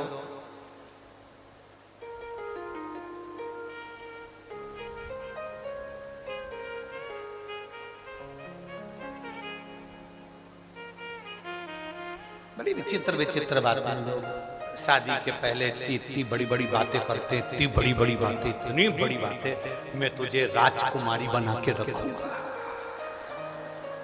अब यहाँ इतनी बैठी है बेचारी, कितनी बड़ी बड़ी बात करी थी, मैं तुझे रानी बना के रखूंगा। क्या मालूम था नौकरानी बना के रखूंगा। जरा सा पानी गिरता और चिल्ला के दौड़ते, पोछा तो लिया, झाड़ू तो लगा ले, पोछा तो लगा ले, फिर ये कह देती मैं तुम्हारे बाप की नौकरानी। कितनी बड़ी बड़ी बात लोग करते हैं, इतनी बड़ी बात बोलना भी नहीं चाहिए। जैसे हो वैसे बोलो, देखो हम तो ऐसे हैं और वैसे ही रहेंगे, उसमें क्या है। रावण ने मंदोदरी को देखा, मंदोदरी कर रही है, तुम वस्त्र निकालने की जगह ठाठा लगाकर हंस रहे हो। रावण कहता है मेरा एक प्रश्न है, अगर तुमने उस प्रश्न का उत्तर दे दिया तो मैं तुम्हारा वस्त्र भी निकाल दूंगा और जिंदगी भर तुम्हें अपनी रानी बनाकर रखूंगा और तुम जैसा कहोगी वैसा करूंगा, तुम जैसा कहोगी वैसा करूंगा। बस एक प्रश्न है, उस प्रश्न का उत्तर दे दीजिए। मंदोदरी का लहंगा कांटे में उलझा हुआ है। रावण मंदोदरी से कह रहे हैं, तो मंदोदरी ने पूछा तुम्हारा प्रश्न क्या है, उत्तर दो, बताओ क्या प्रश्न है। रावण ने कहा मेरा प्रश्न केवल इतना सा है कि मैंने संतों के मुंह से सुना है, ऋषियों के मुंह से सुना है कि भगवान भक्तों को तारता है। कोई ऐसा देवता है जो पतितों को भी तार दे, कोई ऐसा देवता है जो पापी को भी पार उतार दे और भक्तों को भी पार उतार दे। मंदोदरी ने उसी समय मुख से कहा वो केवल एक है, वो कैलाश पर रहने वाला देवाधिदेव महादेव। इससे पहले रावण कभी शंकर को नहीं भजता था, इससे पहले रावण कभी शिव का स्मरण नहीं करता था, इससे पहले रावण कभी शंकर का स्मरण नहीं करते थे। पर मंदोदरी के मुख से सुना कि वो शिव भक्तों को भी तारता है और वो शिव पापियों को भी पार उतारता है। वो शिव भूत प्रेत पिशाच डाकनी प्रेत सबको पार लगा देता है। वो शिव, वो शंकर, उसको लोग पशुपति नाथ भी कहते हैं, तो पशुओं को भी तार देता है। उसका एक नाम श्रंभेश्वर है। श्रंभेश्वर मतलब एक पक्षी, पक्षियों को भी पार लगा देता है। पशुपति नाथ बनकर पशुओं को पार लगा देता है। महेश्वर बनकर संसार की संरचना का आनंद पा देता है। वो साधारण नहीं। रावण ने मंदोदरी के वस्त्र को निकाला और रावण ने उस दिन सोच लिया कि अब मुझे कुछ नहीं करना है। सारे देवताओं को तो बंदी बना लिया है, महादेव को बंदी नहीं बनाना, उनकी आराधना करना है, क्योंकि वो पापियों को भी तार देता है, पतितों को भी पार उतार देता है। रावण से मंदोदरी ने फिर एक प्रश्न किया, जरा सुनिएगा उस प्रश्न को। रावण से मंदोदरी प्रश्न करता, मंदोदरी ने पूछा रावण से, तुमने प्रश्न करा कि भक्तों को तारते हैं, पापियों को कोई तारने वाला भगवान है, पापी और भक्त दोनों को तारे, तो आपने कह दिया महादेव है। मंदोदरी ने प्रश्न किया तुम भक्त हो कि पापी हो। अब किसी की शादी हो रही हो और लड़की पूछ ले पीते हो,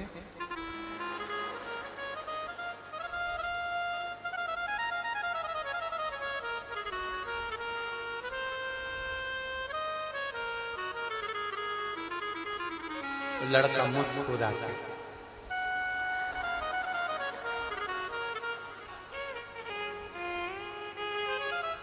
मेरी सौगंध खाओ। लड़के ने सोचा खा लो, मर भी जाएगी तो दूस दिया जाएगा।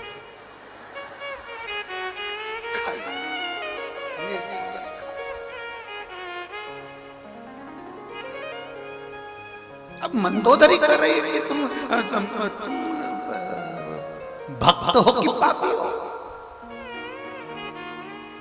तुम भक्त हो कि पापी हो। रावण कहता है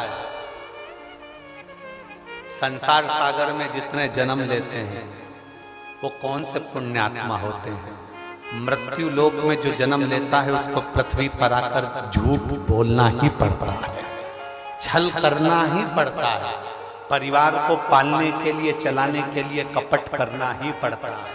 इसलिए कोई भक्त नहीं है सब के हृदय में थोड़ा न थोड़ा कोई क्रोध, काम, लोभ, आसक्ति, वासना, तृष्णा, सबके अंदर झूठ, प्रपंच, संसार में जन्म लेने के पास ये रहता ही है।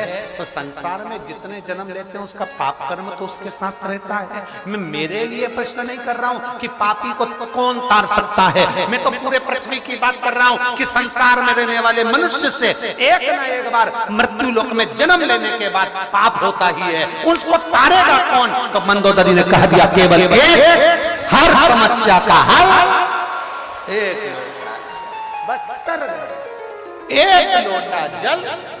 अब कोई तुम में से कोई कह दे मैं कभी झूठ नहीं बोली,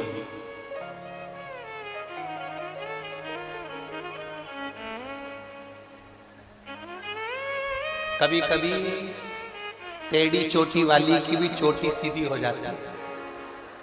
हमने भी देखी वो फिल्म, भला है बुरा है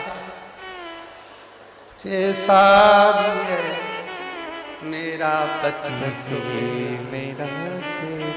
कभी कभी टेढ़ी चोटी वाली की भी चोटी सीधी हो जाती है, पर याद रख लेना मनुष्य की देह मिल जाए और तुम कहो कि मैं झूठ नहीं बोलता, तुम मनुष्य की देह मिल जाए और तुम कह दो मैं कपट नहीं करता, मनुष्य की देह मिल जाए तुम कह दो मैं ईर्ष्या नहीं करता, मनुष्य की देह मिल जाए और तुम कह दो कि मैंने किसी को धोखा नहीं दिया, मनुष्य की देह मिल जाए और तुम कह दो कि मैंने किसी को गाली नहीं दी, मनुष्य की देह मिल जाए और तुम कह दो मैंने किसी का अहित नहीं करा, तो भूतो न भविष्यते, अहंकार, काम, लोभ, आसक्ति, वासना, तृष्णा, क्रोध, ये मनुष्य की देह में भगवान देकर भेजता है। इसलिए पृथ्वी पर अगर जन्म हुआ है तो एक बार शंकर भगवान का भजन जरूर करना, क्योंकि पापी को भी पार उतारने वाला वो शिव ही है।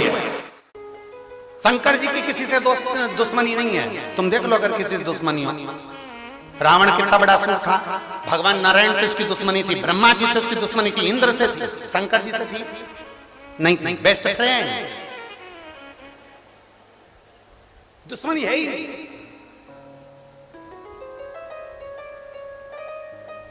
उन्होंने शंकर जी से कहा भी हमारी लंका चलो कैलाश पे से, शंकर भगवान बोले मेरा मन नहीं तेरे यहाँ जाने। क्यों?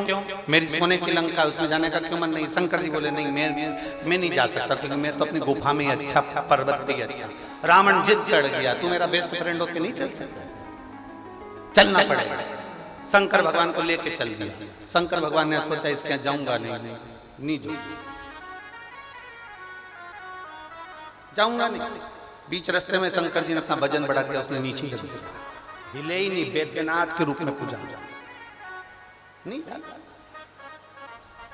पार कौन करे? कौन संसार में जन्मा जिसने अच्छे से अच्छा संत, साधु, गुरुजन, तपस्वी जन, साधक, उपासक जो पृथ्वी पर जन्म लिया है? मृत्यु लोक इसको कहते हैं संसार, जिसमें कोई सार ही नहीं। उसका नाम बोलो बोलो जम के बोलो, संसार। इसको कहते दुनिया, मतलब दुगनिया। यहाँ जितने बैठे हैं सबके दो मुंह हैं, कभी किसी के मुंह पे अच्छा बोल देते हैं, थोड़ी देर बाद उसी की बुराई कर देते हैं, दुगनिया। इसलिए इसका नाम दुनिया। तो तुम किसका साथ तत्व लेकर बैठे? यही दुनिया में बहुत लोग चिल्ला चिल्ला के कहते हैं भैया जी संघर्ष करो हम तुम्हारे। अरे बोलो तो जम के, भैया जी संघर्ष करो हम तुम्हारे। अब ईमानदारी से बोलो, साथ होते तो संघर्ष की जरूरत क्या पड़ती? खा मतलब तुम साथ नहीं हो, बस चिल्ला रहे हो, केवल चिल्ला रहे। भैया जी संघर्ष करो हम तुम्हारे साथ है। साथ होते तो संघर्ष करना ही क्या पड़ता जी? संघर्ष की जरूरत ही क्या पड़ती है? पर संघर्ष करना पड़ रहा है क्योंकि अपने अपने नहीं हो पाए।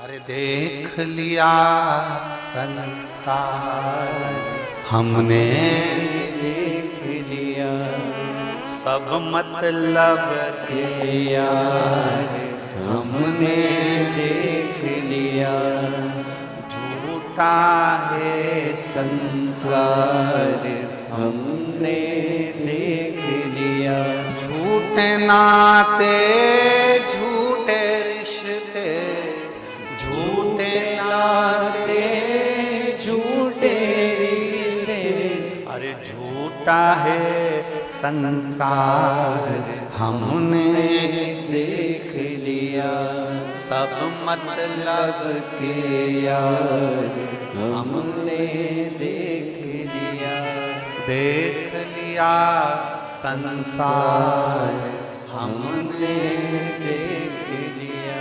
क्या देख लिया? रावण ने केवल अपने लिए नहीं कहा। अब कोई लड़का होता इस जगह पर, मंदोदरी ने प्रश्न किया, तुम भक्त हो कि पापी? अगर तुम्हारी शादी हो रही होती तो तुम कितने कितने सारे गुण बताए जाते हैं, कितने गुण। हमारी लड़की बड़ी सुशील है,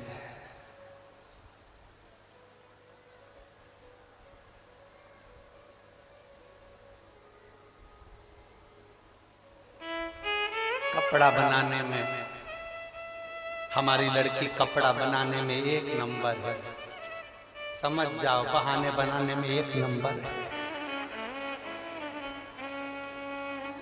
हमारी लड़की सब काम कर लेती है, बेवकूफ भी बना लेती है। हमारी लड़की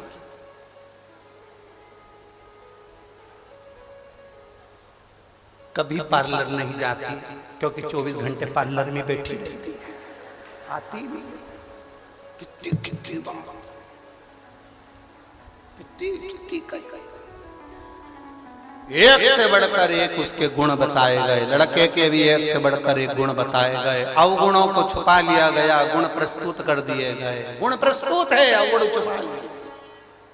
रावण अवगुण नहीं छुपा रहा, ये रावण की विद्वत्ता है, ये रावण की महानता। अवगुण नहीं छुपा रहा। रावण से पूछा मंदोदरी ने, तुम भक्त हो कि पापी हो? रावण ने कहा, मैंने ऋषियों को वरदान कराया, सबके यज्ञशाला को तोड़ दिया। मंदोदरी ने कहा, मतलब तुम पापी हो? तुम पापी हो?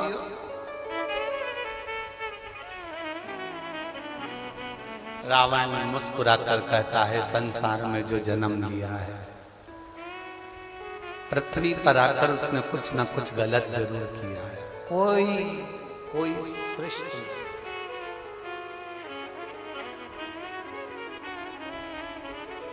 ये संसार कोयला की कोठी, ये संसार कोयला की कोठी, दाग लगे दामन में मन तू मत पड़ रे उलझन में, मत पड़ रे उलझन में, नर तू मत पड़ रे उलझन।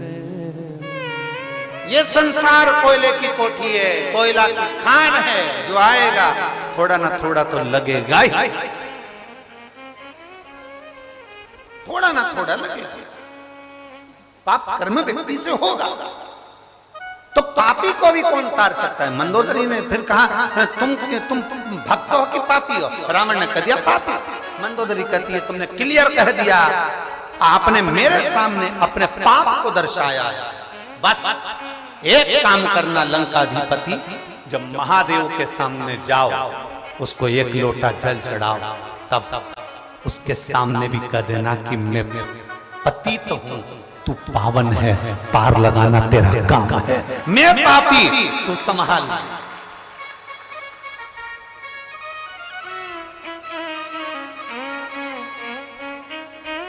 उसके सामने जाकर कहो कि मैं पापी हूं, मैं पतित हूं, तू पावन है। और हम क्या करते हैं, हम बहुत शरीफ बन के जाते हैं भगवान के मंदिर में, शंकर जी के मंदिर में इतने शरीफ बनकर जाते हैं, भगवान के मंदिर में इतने शरीफ बन के जाते हैं, मेरे बराबर कोई पुण्य आत्मा नहीं, मेरे बराबर कोई धर्मात्मा नहीं, मेरे बराबर कोई सत्कर्म करने वाला नहीं, मेरे बराबर कोई दान करने वाला नहीं, मेरे बराबर कोई पुण्य करने वाला नहीं, मेरे बराबर कोई व्रत करने वाला नहीं, मेरे बराबर कोई अनुष्ठान करने वाला नहीं। हम भगवान के सामने बहुत अच्छे बनकर जाते हैं। नहीं, भगवान के सामने जाना तो ये कहना, मैं पतित तू पावन, मैं पापी तू भगवान। भक्तों को तो बहुत पार लगाया, मेरे जैसे पापी को भी पार लगा देना, इतनी सी कृपा मेरे ऊपर कर। भगवान भी समझ जाएगा कि कितना सत्य बोल रहा है। सत्य बोलने वाले समझ में आते हैं। भगवान के सामने सत्य बोलो, दुनिया के सामने अपनी जगह पर जाने तो तुम बोलोगे भी तो नहीं मानेंगे, कि वो तो समझेंगे झूठ बोल रहे हो। दुनिया के आगे नहीं, परमात्मा के आगे सत्य बोलो। भगवान की शिव महापुराण की कथा में जब बैठो, शंकर के सामने जब बैठो, दिल से कहकर जाना, उससे दिखावे से नहीं, छल से नहीं। सारे देवताओं के सम्मुख में झूठ बोलोगे चल जाएगा, पर शंकर के ओटले पर, शंकर के मंदिर में, शिव महापुराण में झूठ का काम नहीं, झूठ सत्यम शिवम, शिव को सत्य प्रिय है।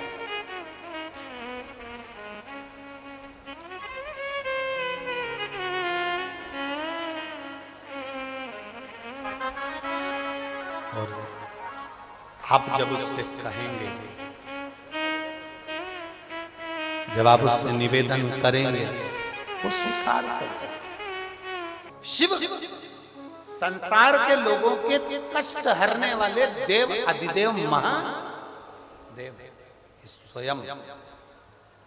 स्वयं मेरे भोलेनाथ, स्वयं मेरे त्रिकालदर्शी, स्वयं मेरे कैलाशी अविनाशी शंकर पार्वती जी से कहते हैं, पार्वती मुझे ज्योतिर्लिंग कहा जाता है। कभी तुमने सुना कि भगवान नारायण को ज्योतिर्लिंग कहा गया हो या ज्योति स्वरूप कहा गया हो? जम के बोलो जरा। ब्रह्मा जी को ज्योतिर्लिंग कहा गया, ज्योति स्वरूप कहा गया? नहीं। केवल एक देव अधिदेव महादेव ऐसे हैं जिनको ज्योतिर्लिंग कहा गया है।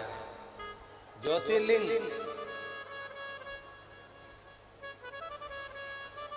इसलिए आज भी हमारी शिव पुराण कहती है, उमाखंड कहता है शिव पुराण का।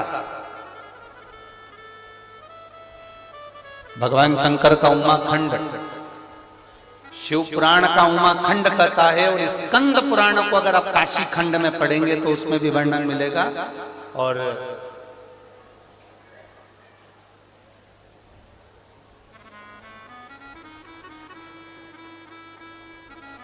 जब आप भगवान स्कंद पुराण के कुछ लेखों को आप स्मरण करेंगे तो उसमें पद्म पुराण में, अग्नि पुराण में, नर्मदा पुराण में, लिंग पुराण में इसमें वर्णन मिलता है। थोड़ा सावधानी से ध्यान देना। क्या वर्णन मिलता है? शिव को ज्योतिर्लिंग कहता है।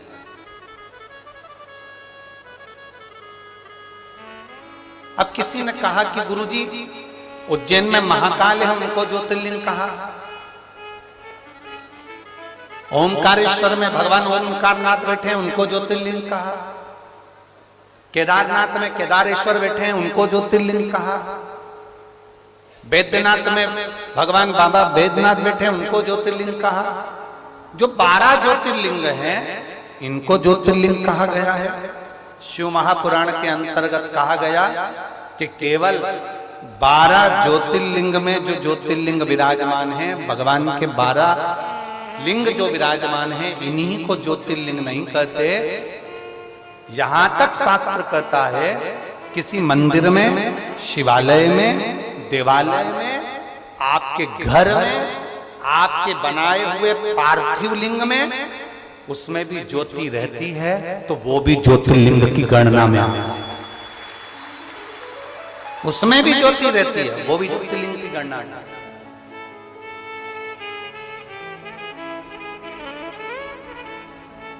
उसमें ज्योति विराजमान है, वो ज्योतिर्लिंग की गणना है।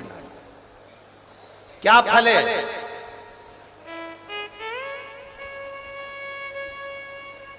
बारह ज्योतिर्लिंग में जितने संसार के शिवालय हैं, शंकर के मंदिर हैं, जितने शिवालय शंकर के मंदिर पूरे संसार में हैं, इसमें सबसे ज्यादा महत्वता किस बात किया जाता है? कभी किसी शिव जी के मंदिर में गए हो? जम के तो बोलो जरा, गए हो? जल चढ़ाया है ना? कभी शंकर जी के मंदिर में प्रदोष की आरती, प्रदोष काल की आरती, शाम की आरती। शाम की आरती का मतलब यह है प्रदोष काल की आरती, मतलब वो रात्रि को एक आरती होती है, वो शयन आरती होती है, मतलब उस समय तो भगवान सोते। ये प्रदोष काल की जो आरती होती है ये किसी किसी मंदिर में होती है, किसी किसी मंदिर में। जैसे हमारे यहाँ सीहोर में कुबेरेश्वर धाम पर प्रदोष काल की आरती होती है, शाम की। किसी किसी के स्थान पर प्रदोष काल की आरती का दर्शन होता है, कहीं कहीं, नहीं तो ज्यादातर रात्रि में लोगों को आरती होती है, सुबह होती है, भोर की हो जाती है, काकड़ हो जाती है, भस्म आरती हो जाती है, ये सब होती है। पर प्रदोष काल की कभी मौका लग जाए जिंदगी में, एक आध बार कभी ऐसा योग लग जाए,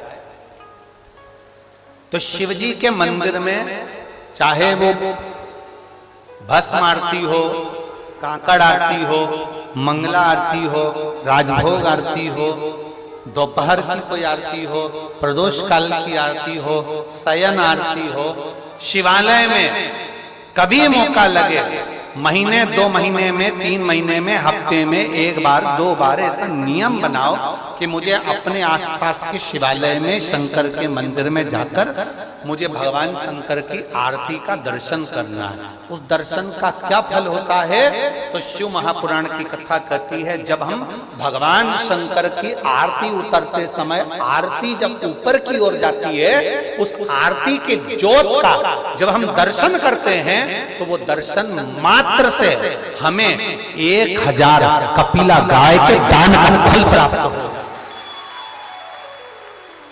1000 कपिला गौ माता के दान का फल हमें प्राप्त हो जाता है, जब शंकर के शिवलिंग की किसी भी शिवालय में, किसी भी देवालय में, कहीं पर, कहीं पर आरती का क्रम थोड़ा ध्यान दीजिएगा, बहुत बहुत ध्यान देने वाला विषय है।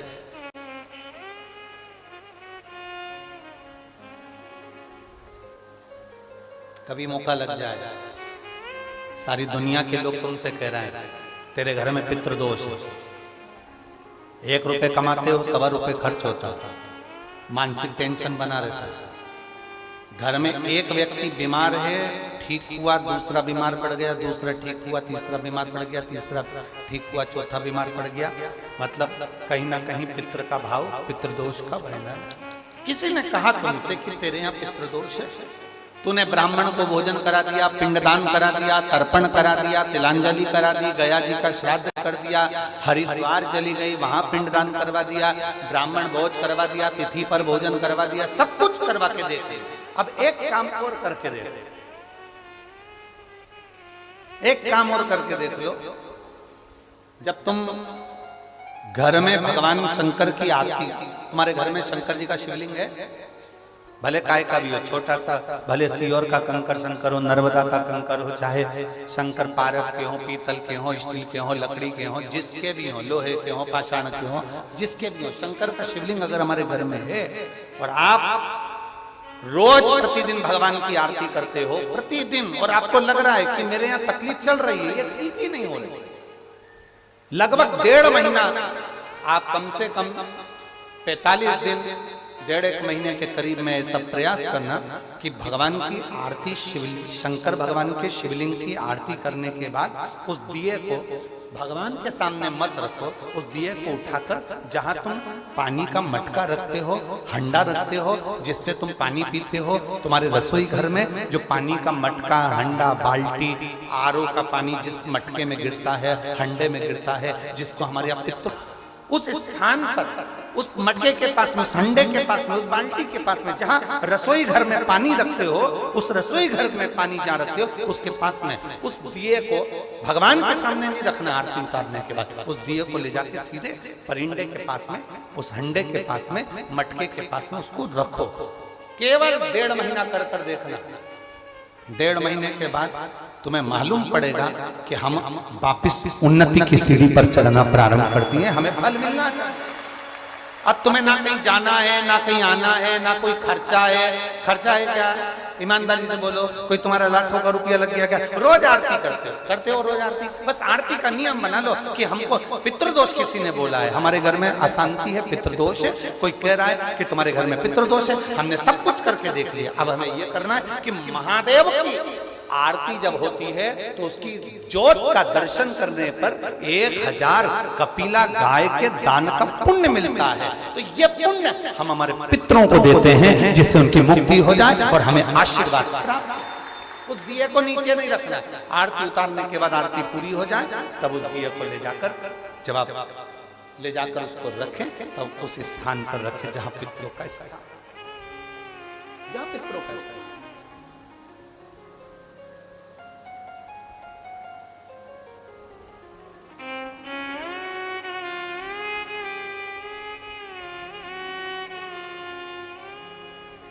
तेरे दरबार की बाबा निराली शान देखी है, तुझे देखे नहीं देखा पर झोली भरी देखी है। मुख दुनिया मोड़े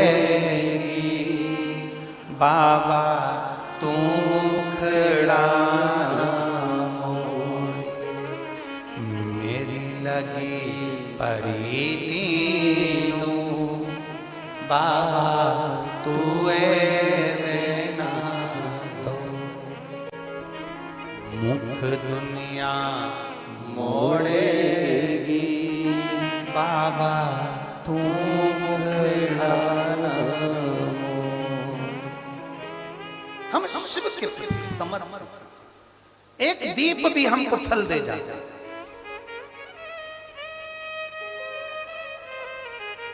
कई लोग कहते गुरुजी सीहोर में अभी रुद्राक्ष उत्सव पर तो रुद्राक्ष नहीं बटेंगे, वितरण नहीं होंगे, तो हम फिर बाद में आ जाएंगे। ना, प्रयास करो, रुद्राक्ष भले ना मिले, रुद्राक्ष शिवलिंग का दर्शन, आचमन, जल और उस ज्योत का भी अगर हमें दर्शन हो गया तो हमारे जीवन का एक आनंद अपने आप फल प्राप्त हो जाए। कंकर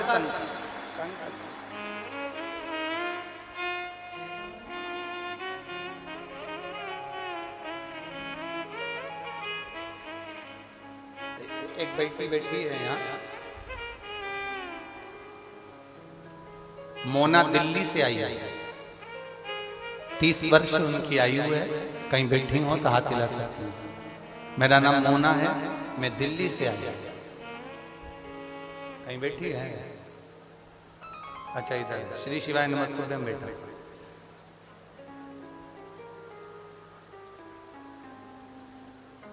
आपकी कथा सुनना 2020 से प्रारंभ किया।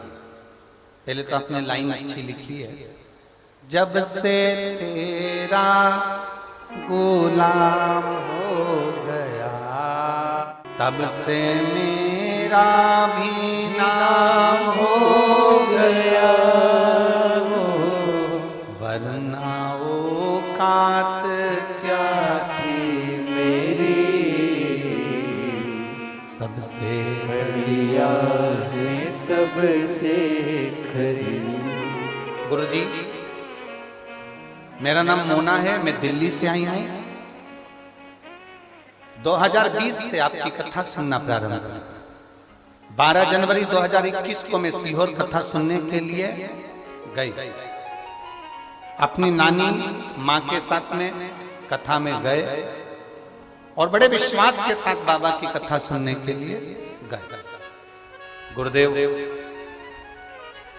जिस होटल में हम ठहरे थे सीहोर की, उस होटल के मैनेजर ने, मालिक ने हमसे कहा कि तुम कुबरेश्वर धाम मत जाओ, वहां पर बहुत भीड़ है, वहां मत जाइए और वहां लोग वापिस आ रहे हैं और तुम वहां जा रहे हो। खूब मना कर, पर हम, आप कहते हो कि सीहोर की भूमि कंकर शंकर की भूमि, कंकर शंकर की भूमि है, जो मांगा वो देता है। हम गए हमने होटल वाले का कहना नहीं माना। होटल वाले ने तो हमको बहुत डराया, पर हम उसका कहना नहीं माना और हम सीधे कुबेरेश्वर धाम पर गए। और कुबेरेश्वर धाम पर हमने 3 दिन भगवान शंकर की कथा कर तत्व ग्रहण करा। जो मांगा गुरुजी वो मेरे भोले बाबा ने थोड़ा नहीं दिया, छप्पर फाड़ कर दिया। बाबा ने मुझे खूब दिया। गुरुदेव, हम 3 दिन कथा सुनकर वापिस आए, फिर हम लगातार वॉल्यूम तेज कर कर कथा सुनते रहे। जो बाबा से मांगते थे वो बाबा देता था। गुरुदेव 5 कथा का नियम लिया था। मेरे बाबा ने जब मुझे दिया तो मैंने ये कहा कि बाबा, जैसे जैसे मैं कथा में आते जाऊं वैसे वैसे मेरी झोलियां खुशियों से भरते जाना।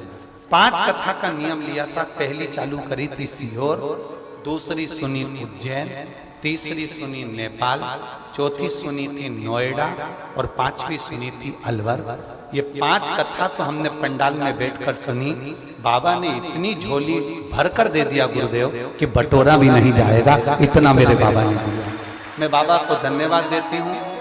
आपसे कामना करती हूँ एक बेलपत्र मुझे जरूर देना। आजा शिव तत्व की शंभु वो घड़ी है, वो त्रिकालदर्शी, वो कैलाशी अविनाशी है। मैं गोपाल अंकल को, गोविंद अंकल को धन्यवाद देती हूँ। हमारी सिरसा की पवित्र भूमि पर आए। हम कभी तारा बाबा का दर्शन नहीं करे थे, उनका दर्शन भी आपने हमें करा दिया, उसके लिए साथ। ये शिव तत्व, ये वो घड़ी, ये शंभु है। उससे जो कहा जाए वो सुनता, जो कहे। मेरी जीजियों, आप सोचते हो कि पंडाल में बैठकर क्या मिलेगा? पंडाल में कथा सुनने का क्या फल है? शंकर भगवान के मंदिर में आरती का दर्शन करने का क्या फल है? शिव महापुराण की कथा में जाओ तो शंकर भगवान की जब शिव पुराण की भी आरती हो तो उसकी ज्योत का दर्शन करो। शिव पुराण की आरती की ज्योत का भी दर्शन होना चाहिए, उसका भी दर्शन करें। क्या फल देगा वो पार्वती जी शिव जी के साथ में कथा सुनने के लिए अमरनाथ की गुफा में चली। वाणी पर ऐसा भरोसा माता पार्वती जी ने शिव जी की वाणी पर ऐसा भरोसा करा, ऐसा भरोसा मेरे देवादिदेव महादेव की वाणी पर करा। बाद में माता पार्वती जी आनंद के साथ में विराजमान। 3 प्रश्न मां पार्वती जी संसार के हित के लिए, 3 प्रश्न।